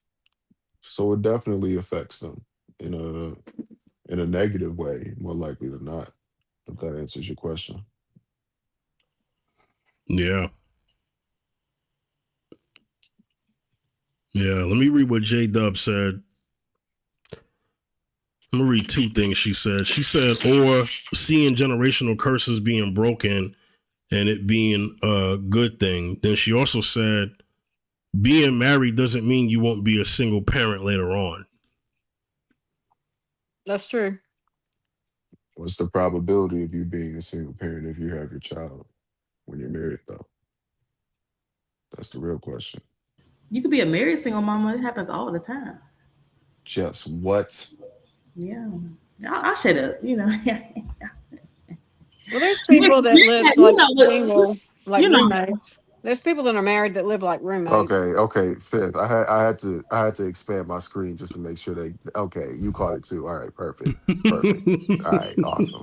I'm glad Mika, I'm you not. know what I'm talking about, right? I When do. I y'all do. are y'all are married, but she is parenting by herself. Yeah. Okay, all right. Yeah, either the dad's working a lot or he's checked out or she won't let him discipline. I mean, it's just there's a number of Wait, wait, things wait, that wait, wait, wait. Repeat that last part again. She won't let him do what? sometimes a parent will not let the other parent discipline a child. Either Hmm. they've done it too harshly or they just don't like the way they parent. How about that? They discipline. So is it safe to say that you have a lot of marriage? Fifth, we gonna have to tackle this in another one. Absolutely. Oh shoot, Meerkat, you started something. You know what? You started something. Let me go ahead and do two things here. Let me shout out my girl Jess for coming back on the show, because this is what happens when she's on the show. We get fuel for the future shows. Oops, wrong button. This button. It's a good thing, Jess. It's a good thing, Jess. I don't know. You're a spicy girl. Thank you. I've So sat in child support court for 10 years, so I learned a lot about people's character and why they get divorced, and just so seeing too much. And I've watched child support cases online and in person. They were Uh, Well, scripted. 10, 10 and years, no, 10 real. years is 10 years is a lot and a long time, and yeah. No, KJ, like real Patern- cases. Like I went to paternity a real paternity court is courthouse. scripted, Jess. Huh? Paternity court is scripted, No, Jess. I didn't say paternity court. I said I went to a real court. I No, saw like there's actual clerk of courts that have the court cases online as they're actually happening. yeah, and it's usually again because of society, right? Women are seen as the nurturers and the more domestic ones, so they're usually the ones with the children. Yeah. Um, so often men feel like, okay, cool. Well, it's really her thing, right? She's biologically equipped to do this, so I'm just going to be hands off, which often leaves women. And I often say that women don't really think about the man's input a lot of times because they're also fed that programming that they're supposed to be the primary parent. So they don't even include the man's input when he then wants to, discipline the child. She then feels like he's doing too much. And I think that's just a big problem on both ends because we don't see both parents, the man and the woman, as co creators of this household. we see one of them as the main parent and one of them as the support figure if the main parent needs something. Hey, I think too, the hey, Catholic fifth, Church I'm does a good gonna keep job it a with bean. premarital counseling too. I think there needs to be a lot of premarital counseling Yes. also. No, I agree with that. I'm gonna keep it a bean with you though. What? Communication, look, ain't a soul communication. in this ain't a soul in this planet, not even my girl, that gonna tell me how to gotta raise my kid. But see, you're that parent that a Especially lot if of I'm bringing the parents are. money home. What? There's a bunch of What? passive. There's a lot of passive parents. A lot, and sometimes it's men, sometimes it's women. There's more aggressive females and more aggressive men. I mean, it's just it all goes down to communication. She don't need to Communication pay is the down that root. aggression when it come to my house, cause I know who paying for that doggone house for them Well, kids to sleep their little narrow behinds in. well, Meerkat, there's discipline and then there's abuse. Well, I'm not talking about abuse. I'm No, talking. no, I know you're not. I know you're not. What I'm saying is what's perceived. So Yeah. what happens is one parent thinks that level of discipline that parent is doing may be a little too harsh because that's probably not how they were raised. But Right. see, here's the Exactly. thing about a marriage. Everything doesn't go in a marriage because of how you was raised. Right. There's how you was raised, and there was how the other person was raised, and then together, y'all figure this out. Because what happens a lot of times, and I've seen this with this old school stuff that I don't like. Here's the old school part I don't like, and that is when men do even when she's wrong, she's always right. So let Yeah. me just let her do it because it'll just keep the peace. Man, heck no. This is why we I got so don't. many. I This don't is like why. that either. I This don't is like why that either. I don't. that and happy wife, happy life. This is why we I got so can't many simps stand today. that. I can't stand that. I really, really Okay, can't. so that goes into the child rearing too. So then the mother says, I wasn't disciplined like that. So since I wasn't disciplined like that, you better not do that to my kid. It could just be a simple whooping. Right. I mean, in So my household, we call it whoopings. Yeah, You know, spanking, whooping, right, tear, right, tear your ass up. Yeah. right, but a lot of people say exactly. that's abusive because it's usually it's the kids in jail Spare the who rod, are beat spoil up. the All the child. child. They Spare keep the on That's rod, not sparing the spoil rod the child. that's not the what that kids. means, It's Fifth. not That's what not that what that means at means. all. That's not what But that means. Don't be having me on the same side as Jax. What's You wrong know with he you? hates that fifth. That's Don't make not him do what that. that means. Ladies and gentlemen, well, I mean, some kids we got didn't him. have the privilege of being spanked when they were growing up, and they missed out. I mean, they really But missed out. Privilege is a stretch. It's not a privilege because it's the children who use violence as their means to express themselves were the kids who are getting beat in their homes. It's not the gentle parent. Yeah, I get that. The gentle It's parenting not is gentle parenting terrible kids that too. are robbing people and stuff like that. It's I the kids know who that's were terrible. shown, It's they were terrible. shown you handle your problems with violence. No, it's not about violence when you No, it's spank a not about child. No, I'm violence. saying It's about the correction. child Yeah. who was handled with aggression and physical violence in the home is the adult who becomes an aggressive person in society.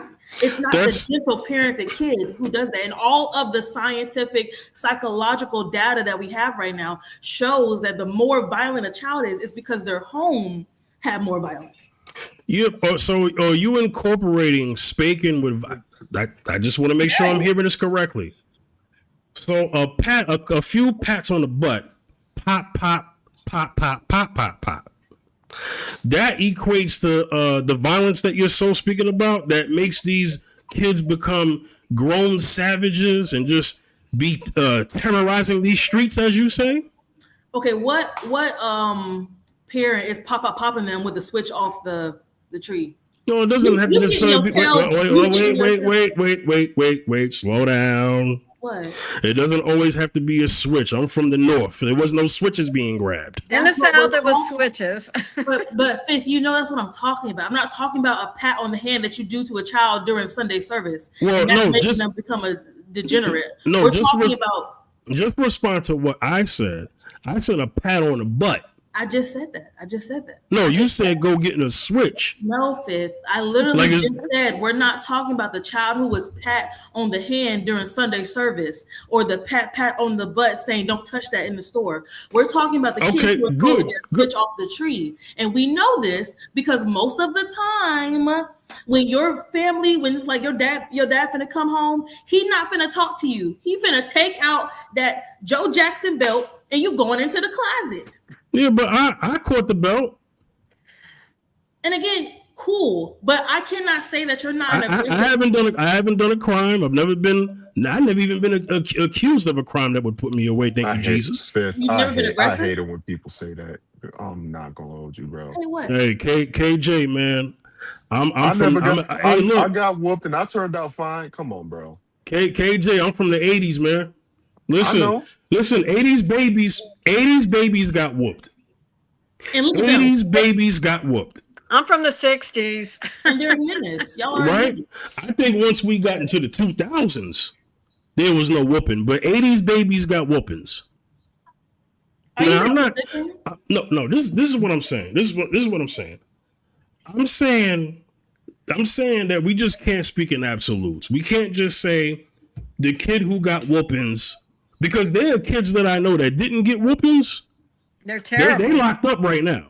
Yeah, they're terrible. I didn't say absolutes. I said the It- kids it's who not are an absolute. violent. Yeah. The data is showing they came from violent households. It's not the gentle parented children who are filling up the jails. That's No. what I said. No, I understand violence. Violence is mom comes home from work and picks up a shoe and slaps you across your face with it. That ain't a whooping. That's abuse. Yeah. But we talking about that belt coming out, hitting you right on your butt. Wow. Right on the most fleshy part. Oh, probably no flesh if you were skinny. Okay? But we talking about that. But you beating your child and not discussing with them, okay, this is the impact of your decisions, the consequences. What can you have done differently? I didn't get that. When I got beat, and it was go upstairs. There was no talking about this. So the idea that we're trying to paint that the children are being beat and then also being taught how to have verbiage for their feelings or verbiage for why they're acting out, and therefore not becoming violent people because they can express themselves and articulate themselves, those are not the same people. That's a fairy tale world where you may have become a person who's articulate and you don't beat people up and you never had a violent past and you never beat nobody up behind the stairwell at high school because you didn't know how to express yourself. Maybe that never happened to you. But the data shows that the people who are filling up the jails came from they were getting whooped in homes. That's all the data shows. Not talking about getting punched in the face. They were getting whooped, beats, corporal punishment.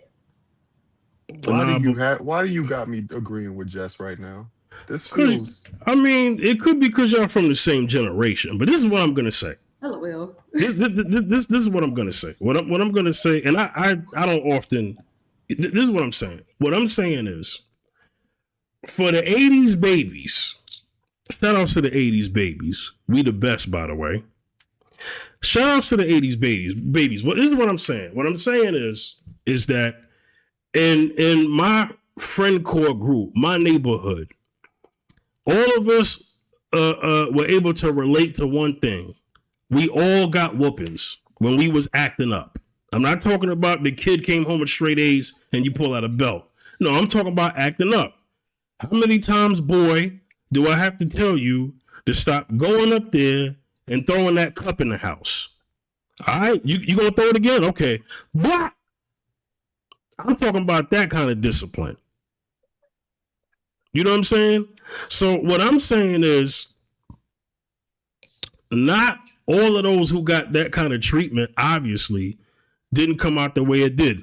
Just like I'm saying those who didn't get it, like, you know what I'm saying? It's not an all thing. I don't think because you didn't get whooped, you violating, or you got whooped, you violating. If we talking about actual violence, because here's the thing, right? And I'm glad you said that, Jess. I'm glad you said that, because when I'm vetting a woman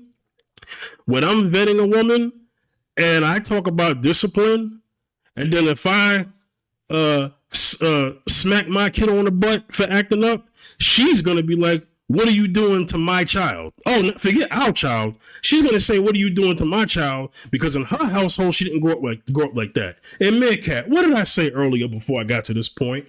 I said that sometimes, and you mentioned it too, Meerkat, God is good, because, you said this. You said that there are some parents that won't let the other parent discipline. And I said, because sometimes one parent will say, because I wasn't raised that way, that they shouldn't get a whooping. Right. Right. Okay, so that it's happening in real time as we speak. So that would mean that when Jess is vetting, the man that comes to her, don't let him be an 80s baby because he probably got whooped. Okay? He probably got whooped.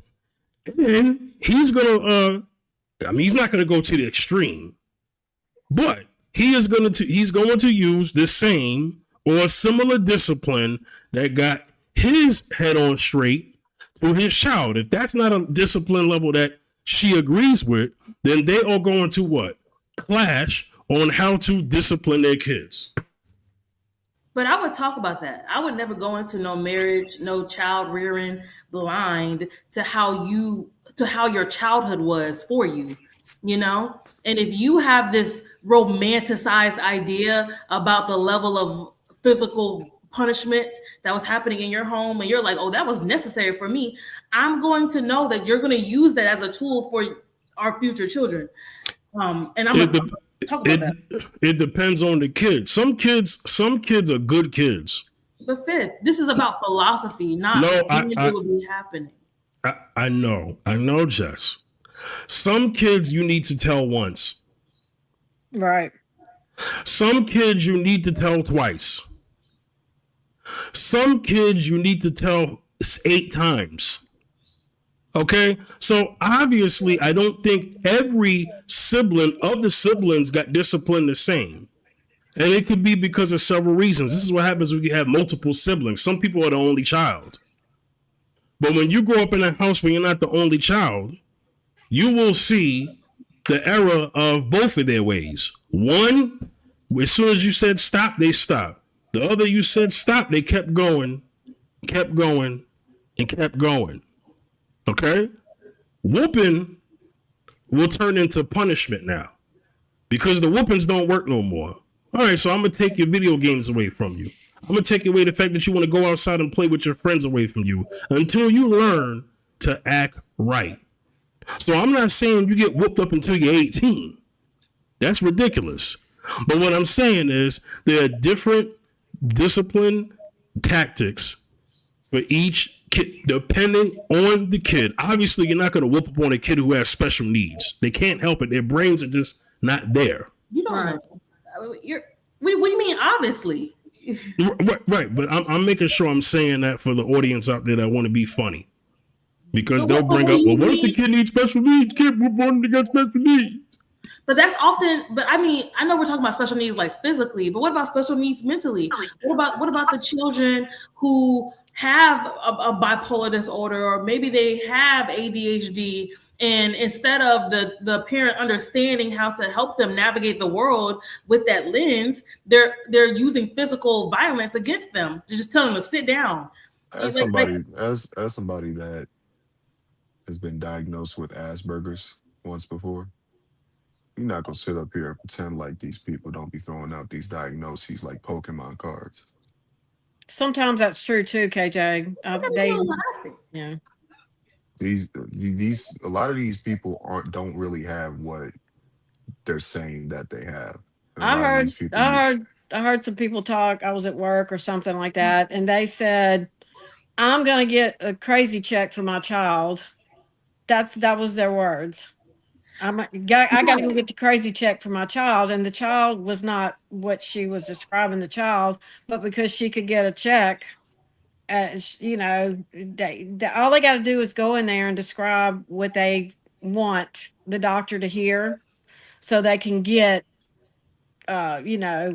a diagnosis for their child when it's not legitimately what the child is even going through. They're just using the child for a check. Well, I want to validate that, right? But But my original point is that if the parent is having a hard time trying to corral or control the child, maybe for a particular reason like ADHD or whatever it is, that physical dominance, physical violence, or physical punishment wouldn't be used to try to control that child's excitedness, you know? And so all I'm saying is, to Fitz's point, how could we say, well, obviously they wouldn't be using physical punishment against a child like that? I don't think that we can say that. No. Okay. So I'm not claiming that doesn't happen. There's things that do happen and things that should happen. I'm speaking from a should standpoint. I'm saying you don't treat the special needs child the same as the non-special needs child. No. I don't think anybody could have an issue with that statement. But what I'm saying is, the reason why I had to say that is because their brains are not, depending on the level of the autism, because the levels are just different. But depending on the level of autism, they may act like that for the rest of their life. So you can't just mollywop them. What I'm saying is that your full functioning ones who do not have that going on, obviously how they're going to be treated is going to be different. And so I want to answer J Dub's question real quick, and then I'm gonna have to end off the show. Man, we done went somewhere else with this topic, but I actually have like a lightning round question I want to get to before y'all go. Okay, it's something that I added to the show. So J Dub is saying, why is it a thing to spank when the parent is bigger and stronger, and it stops when the child gets as big as you? Okay, so J Dub, it's not so much that you stop doing it because they get as big.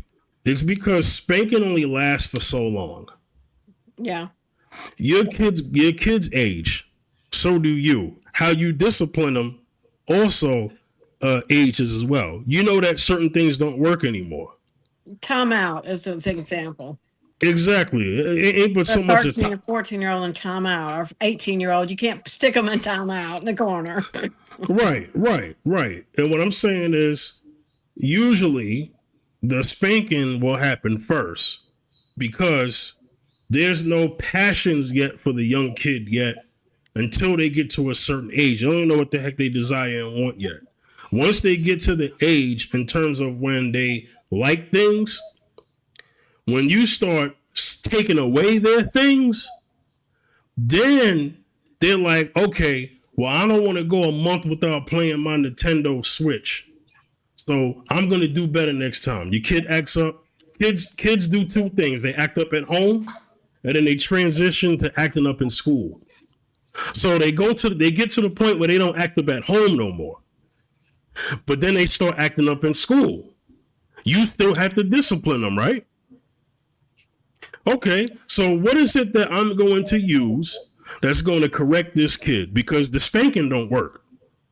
Okay, the spanking don't work anymore. It used to work, but it don't work no more. Okay, so I'm going to start taking away their PlayStation. I'm going to start saying they can't go outside with their friends for a while. As soon as they come home, as soon as they get done with school, they got to come straight home. They can't have fun. You start doing that. You do that, and then things will change with the kid. When you disregard any of that, there's no discipline. With discipline comes accountability. There's none of that. When you have none of that going on, you don't know what kind of monster you're creating. Jess, I get the other side of this. When you coming home and giving them Marty Jannetty kicks and backhand slaps and shoes thrown at their faces creates a monster too. Yes. But what I'm talking about is the balance. We can get rid of the extremes. But what I'm talking about is the balance. If we never discipline our kids, what are we getting? If you over discipline, I get it. At that point, that ain't discipline. That's just you taking out your anger on your kid. You had a bad day, so you give him a whooping. What does you having a bad day got to do with giving your kid a whooping? He ain't do nothing wrong.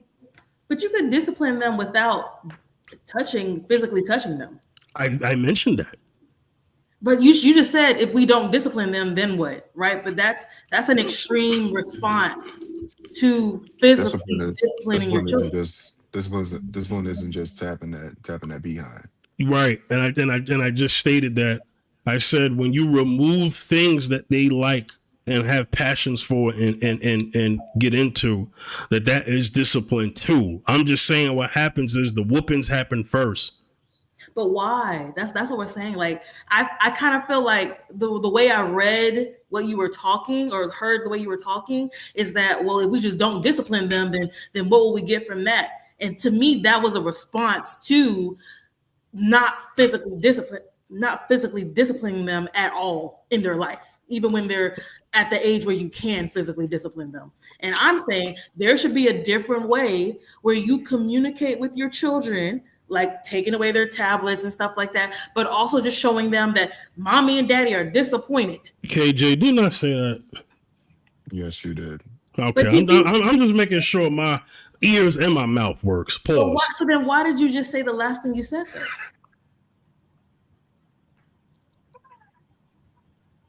Because you had a question, and I was trying to reiterate that that if you do none of the above, if you don't discipline, I'm putting spanking and punishment as discipline. So if you take that away, then what child are you getting? You can't let the child just do whatever the heck he wants. Kids understand something, and I think maybe this is why me and you don't agree. No, do you believe children? Do you believe children are autonomous beings yet?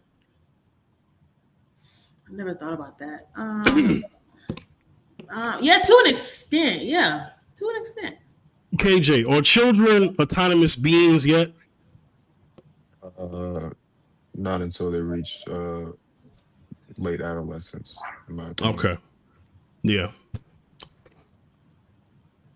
But Fifth, what you just said is what I'm talking about. Like, to me, I felt like you negated your whole statement about there's different ways to discipline your children when you just said, I'm making spanking and discipline synonymous. So when I say, if you don't discipline your kids, then what do you have? Spanking is a form of discipline, though, Jess. But KJ. So technically they do go hand in hand. No, there's a fine line between spanking for a reason and spanking for a non-reason. KJ. Right. And Jess missed that. I didn't. Jess, I know you're not used to me going on monologues, but I had to so that the audience can understand, because I can get clipped up and get thrown out of context. Okay?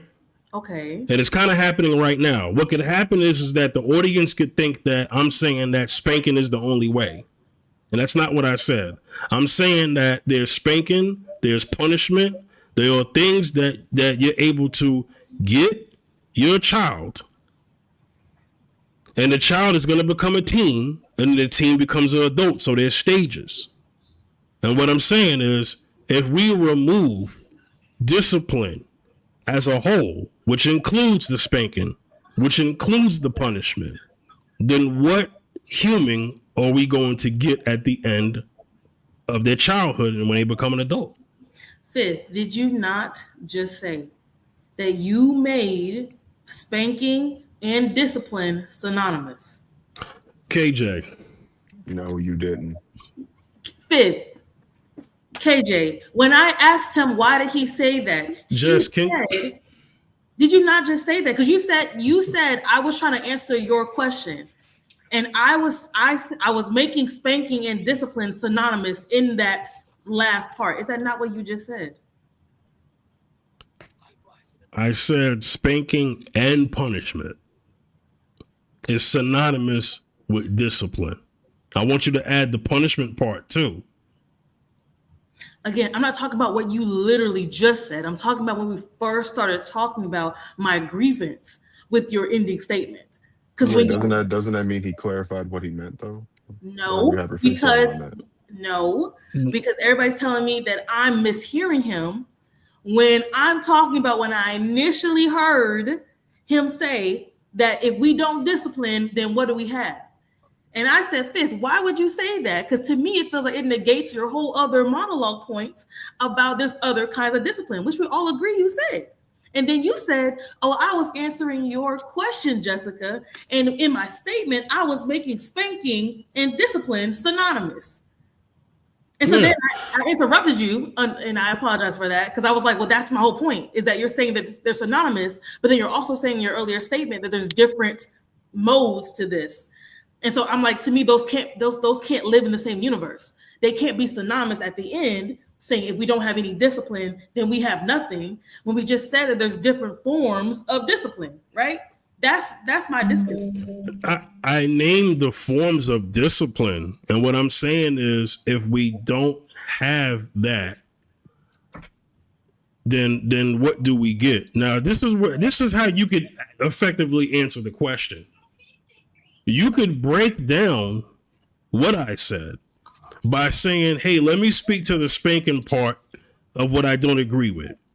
And then let me now, second part of my response, speak to the punishment part that I don't agree with. That's how you could effectively really try to debate my claim. But you can't debate my claim by saying that I said something that I didn't say, or say 50% of what I said and try to use that as a means to what I said. Just break it apart. Jess, what is the spanking part that you don't agree with? 1A. And then 1B. What is the punishment part that you don't agree with? I see you're not understanding my point. So KJ, it's happening. What's happening? All you got to do is just say, hey, fifth, the spanking part, I don't rock with that. Oh, and then the punishment part, I don't rock with that. But that's not my point, though. So the fact that you're even asking me to separate them shows that you're not understanding the point I had about your point. No, I'm not asking you to separate them. I'm asking you to answer or retort what I'm saying in order. It's not so much that I'm separating it. I'm saying you could retort it in order. But I didn't have any problems with what you said until the ending part. So there's no reason for me to go back and forth about everything else you said, because I agree. I was just saying the ending statement you said to me is negates the point that we're making, that there is different forms of discipline. And you want me to go in what do I have a problem with the spanking? What I have a problem with the punishment? But that wasn't my point. So that's why I'm saying I don't think you're hearing me, which is why I think this conversation is like circular at this point. Well, did anybody else understand what I'm saying? Because I think if somebody else answers it, then sometimes we need to see an example where then it kind of helps the other person. The better question is, did anybody hear what I said? Because we all understand fit. No, we definitely heard what you said. It's just that me and you didn't agree early. So because we didn't agree early, then what happens is now how you can effectively see my point will kind of change in this sense. I asked if you believe if kids were autonomous beings. You said yes. I don't believe they are. If you are still a child, you're not an autonomous being. You don't get to make all the decisions for yourself in your life because you're a child. So this is why I have my stance on the discipline and punishment part, because kids are not autonomous beings. Kids need direction. Kids need errors corrected, right? Because you're hoping that when you're raising them, that don't touch that stove. Don't put that thing over there. When they get older, they know better because it saves their life. You don't think you should be whooped for taking that lighter and trying to burn the curtains? Yeah, you should get your behind mollywopped. You know that's wrong, boy. Stop doing that. I didn't make an absolute statement, though, about kids being autonomous. I said, yeah, to an extent, they can be. So what's the extent? Like, wouldn't it be considered autonomous if a child can go to the bathroom by themselves? If a child can sense in their body, I got to go pee-pee, and then they go and they wipe themselves up, That's a natural cause. We're not talking about natural But no, but causes. fifth, the behavior of being able to use the restroom by yourself, is that not an example of that child exercising a level of autonomy? I have a better retort to that. You have autonomy to go to the bathroom if you go to the bathroom because that's where the bathroom is. But what you don't have autonomy to do is piss in his kitchen. Okay, cool. So they still have autonomy to an extent. That was my point. And you're saying that I said yes unequivocally, children are autonomous beings, which would be incorrect. Because both KJ and I said, KJ said at a certain age, yeah, they can become autonomous. And I said to a certain extent, kids can be autonomous. So I just want to understand this because I'm not trying to say what you're saying. I'm going to ask what you're saying because if I'm going to have the same level of fairness about me and not being taken out of context, I'm going to allow that for everybody. I know how I am on my panels, whether this be here or TikTok. I'm going to let you say the full thing. So I just want to ask this question. When you say that they are autonomous to an extent, the point that you're speaking to is going to the bathroom. Is there any other example you got? Yeah, I would say children can self-govern, like getting themselves to school. At a certain age, you can self-govern getting yourself to school. You can self-govern your homework. You can self-govern cooking. There's a lot of kids that they don't want to self-govern at all. They could though. They could. It don't matter what the age is. But Meerkat, we're talking about the possibility of kids being autonomous. And I'm saying to an extent, and I think as kids matriculate through life, they become more and more autonomous in different areas. So do I think that kids should be left to go rogue? No.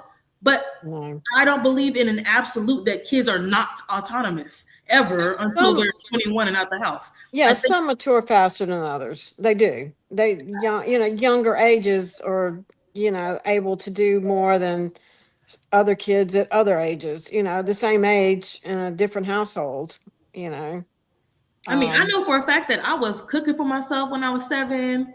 I was getting myself to school by 11. Like, I didn't wake my mama up. I was getting myself dressed, getting my book bag, and waiting out by the bus. And I would have to be the one to figure out, okay, I need to set my timer and go outside. My mom was not waking me up and helping me along. At some level, I had autonomy over my schedule. And I also had to take on the consequence of if I missed the bus.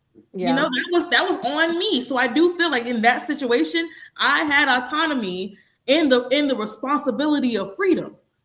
Yeah, but that's different. That's not okay. So you were trained. That's not across the board. Yeah. You were trained. This is what I'm talking about.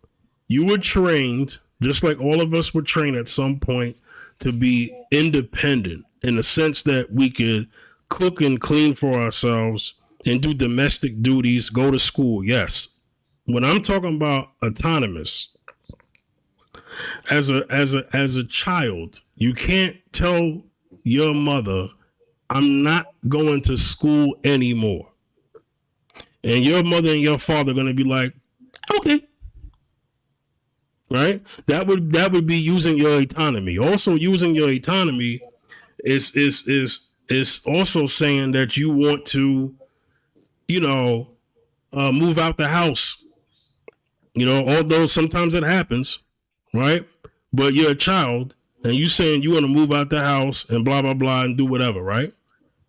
So what I'm saying is that full autonomy would be, like, for instance, we have full autonomy, right? We're adults. I can get up and, although this is terrible, but if I wanted to in my own house, I could crap in the corner of this room. I'm not going to do it, but it's my house. Right. I have autonomy to do that.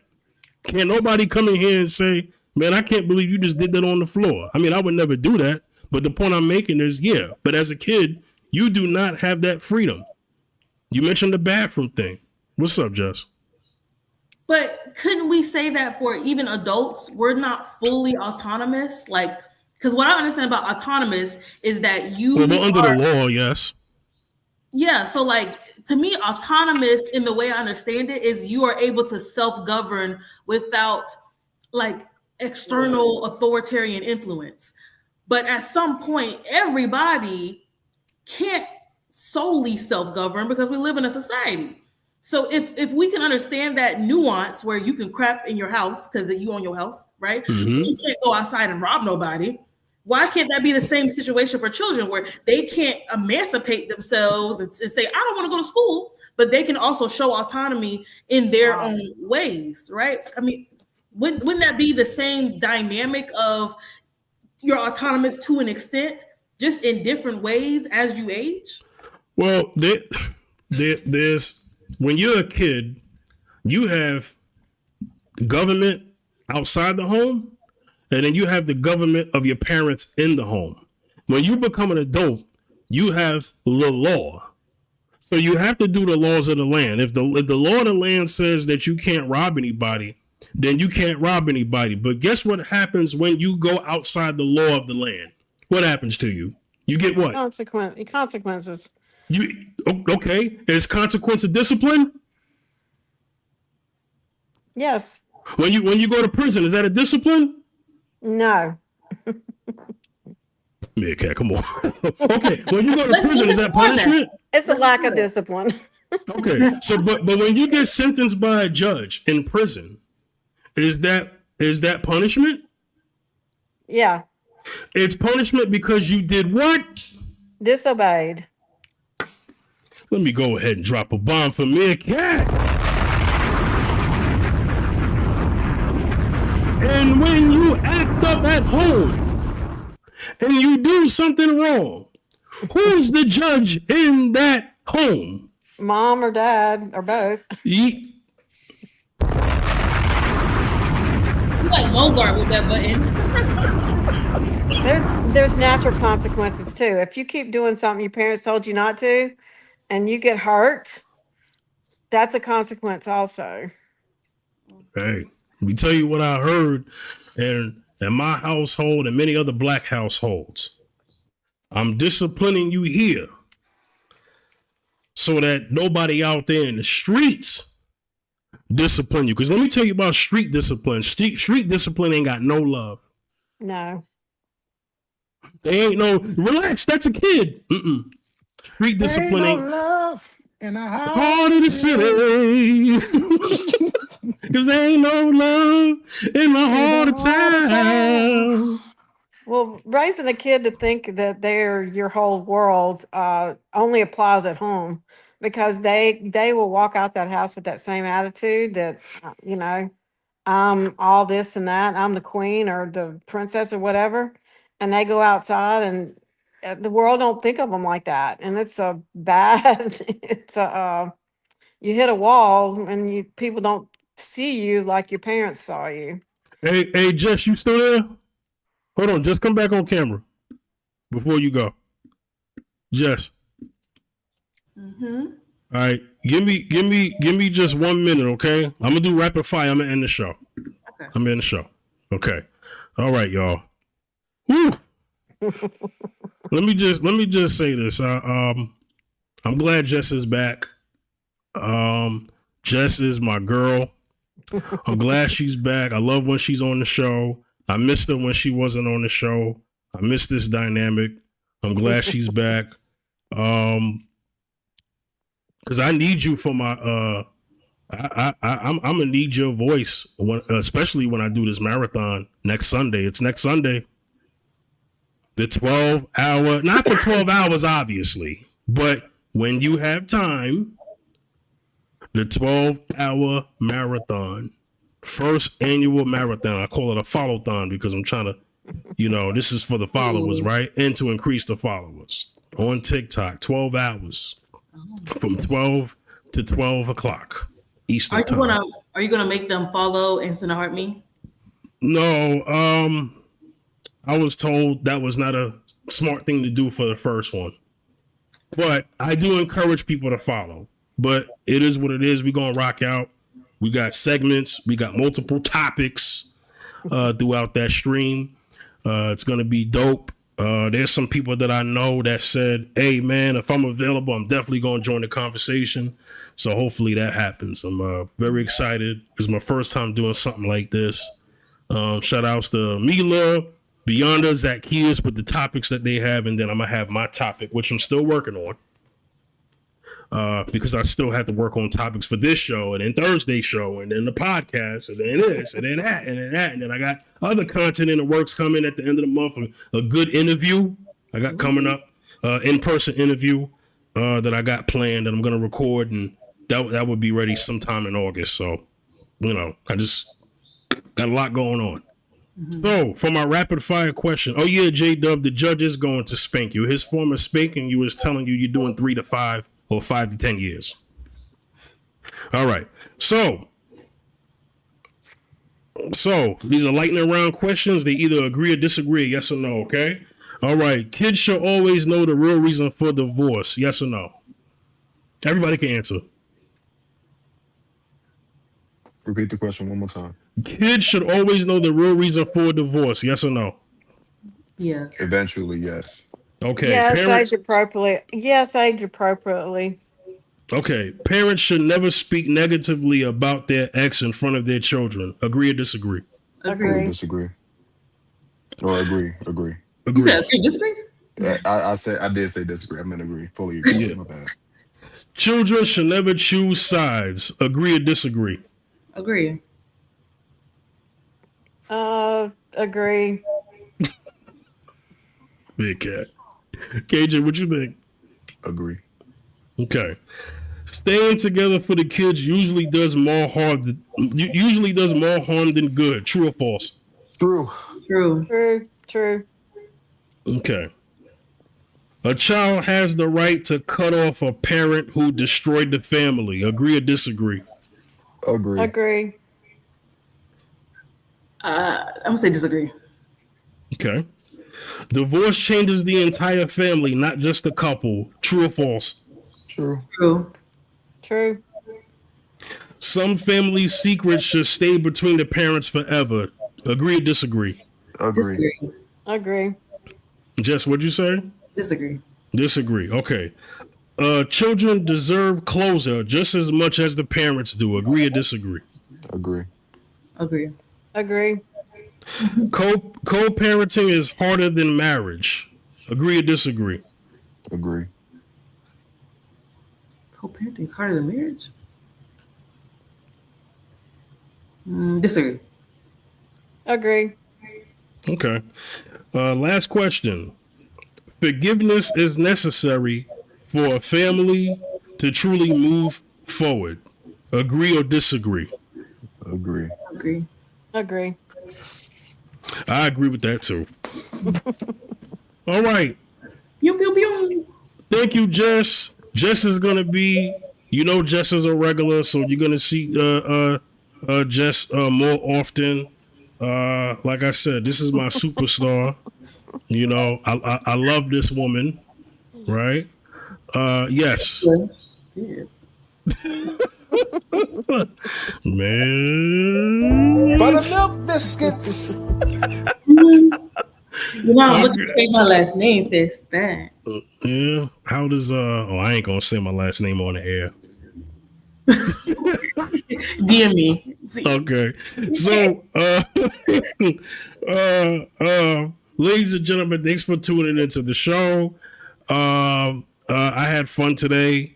I had so much stuff going on that we even diverted from the topic, but shout outs,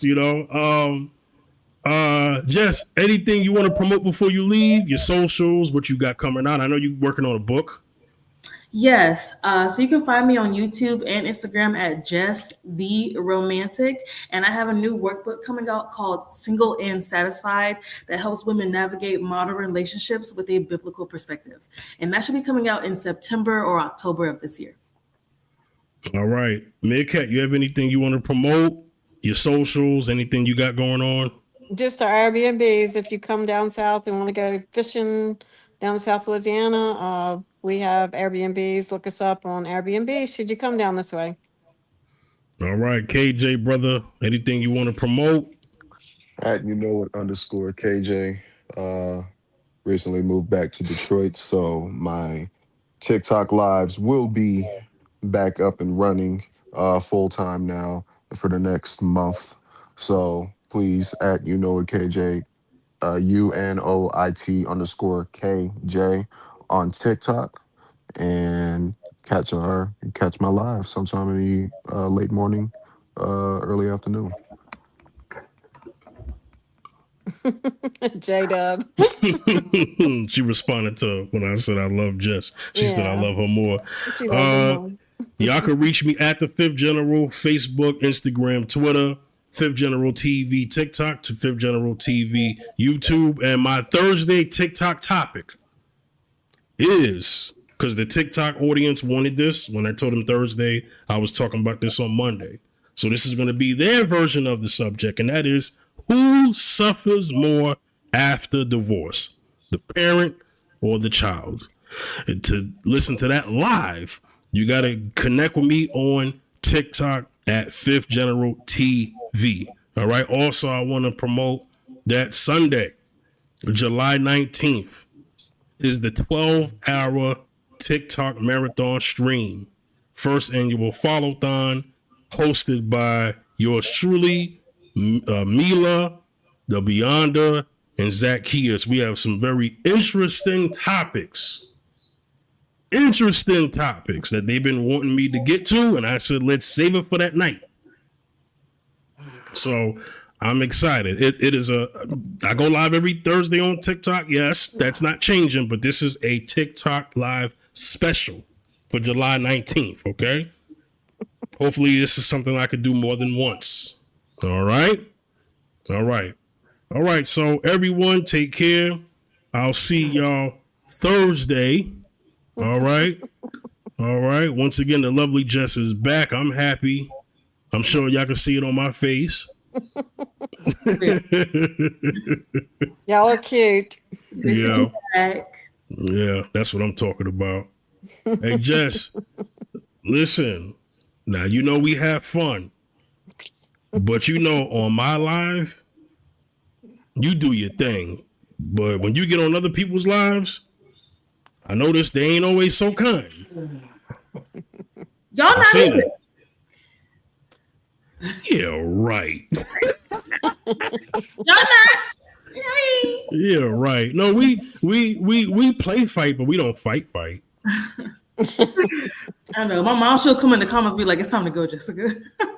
Hey, shout outs to moms, man. She even gave me money one time to get back up on the panel because they kept dropping me. Dang, really? Oh, you mean on TikTok? Yeah. Dang. See, I don't do that bounty system stuff. Right? It's so aggressive. Yeah, Listen, I do. Because I got to get paid, man. Listen, I work multiple jobs, man. Listen, y'all got to pay me. Yeah, I mean, I hear you. But my thing is, some people get unfairly bountied. Like, I've seen somebody cooking, right? Fifth, you not kind. Hold on. No, you didn't, J-Dub. Fifth, you not kind. Don't lie. Yeah, all right, J-Dub. That's why you here. And you know what? My followers are majority female on TikTok. They like that voice. Not on YouTube though, but on TikTok. My followers are mainly the ladies. At least that's what I saw. So shout outs to the ladies, man.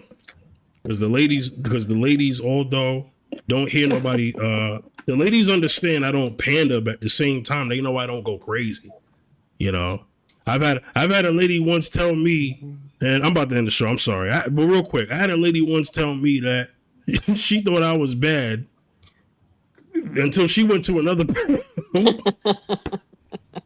and they went crazy. Oh my gosh! And I said, I said, see, don't beat your chest, okay? He does a little back pat, a little back pat back there. Yeah, I mean, I'm just saying. I mean, not because the analytics are out there. I let women. I let people cook as long as they ain't being disrespectful. Even if I don't agree with the crazy, but I'm gonna let you get your crazy out, and then I'm respond. People notice I don't talk a lot on TikTok. I talk more here, but I don't because the format of the show requires a lot of questions and things that to move to the show along with the concept of the show. Right, this is a late night talk show, so I gotta have the thing here. But on the afternoon, I mean, I have subjects, right? But at the same time, there's a freestyle part of it, but we gotta stay on subject. But I let people finish. I let people talk. Hey, just don't get up there and talk crazy. Because then as soon as you land, then somebody can cook you. But here's the thing: we're gonna let you land. We're gonna let you land as long as you're being respectful, and then the next person's gonna respond. Because I'm telling you, some of these lives on there, yo, it's a screaming match. I know. All you hear is 8 people yelling at the same time. Can't nobody even hear nothing. I was on a live I was listening to a live because I don't go on people's lives. I was listening to a live the other day. People was going crazy over a topic that is kind of like a lower tier version of a topic I've had. And people was losing their minds, right? And it's not because so much the topic was controversial. It was because of the lack of order. Oh, yeah. You know what I'm saying? And I get it. Just screaming and shouting brings in the algorithm. But the thing is that it hurts the quality and the integrity of the program. I come from broadcasting, and the audience hates that. You can't hear nothing. So with my broadcasting degree, I understand that, and also just me being a consumer of talk radio and podcast and conversation-based podcasts and panel-based podcasts, right? People can't hear you if 8 people are yelling at the same time. Ad hominems, calling each other names. Are we adults or are we kids?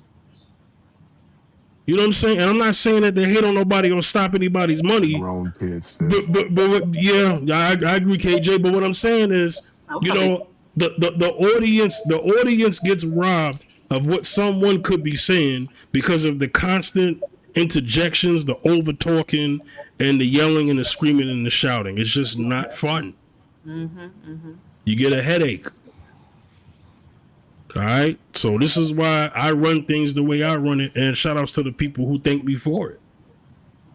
You know what I'm saying? And I'm being humble about it. I'm not saying I ain't the best thing. I'm not saying that. But what I'm saying is, before I came on TikTok, I was elsewhere. I've had this media training elsewhere. Okay, then I came to TikTok and was shocked. I said, Jesus Christ. I said, well, when I come on here, I have to bring something different. You do. We're gonna have these difficult conversations. You gotta catch me on one of my lives at some point, man. Brother, you are you doing what I'm talking about? Or no? No. Oh, okay. I thought you had a joke. I definitely do the bounty hunting. I will let you know that I do that, but people don't send gifts to drop as much as these other panels. So, but definitely like outside of the relationship topics, and I try to facilitate healthy form as much as possible, so that there isn't people constantly bickering and over talking, and you know I'm very assertive, so people don't play on my panel. They know not to mess with me.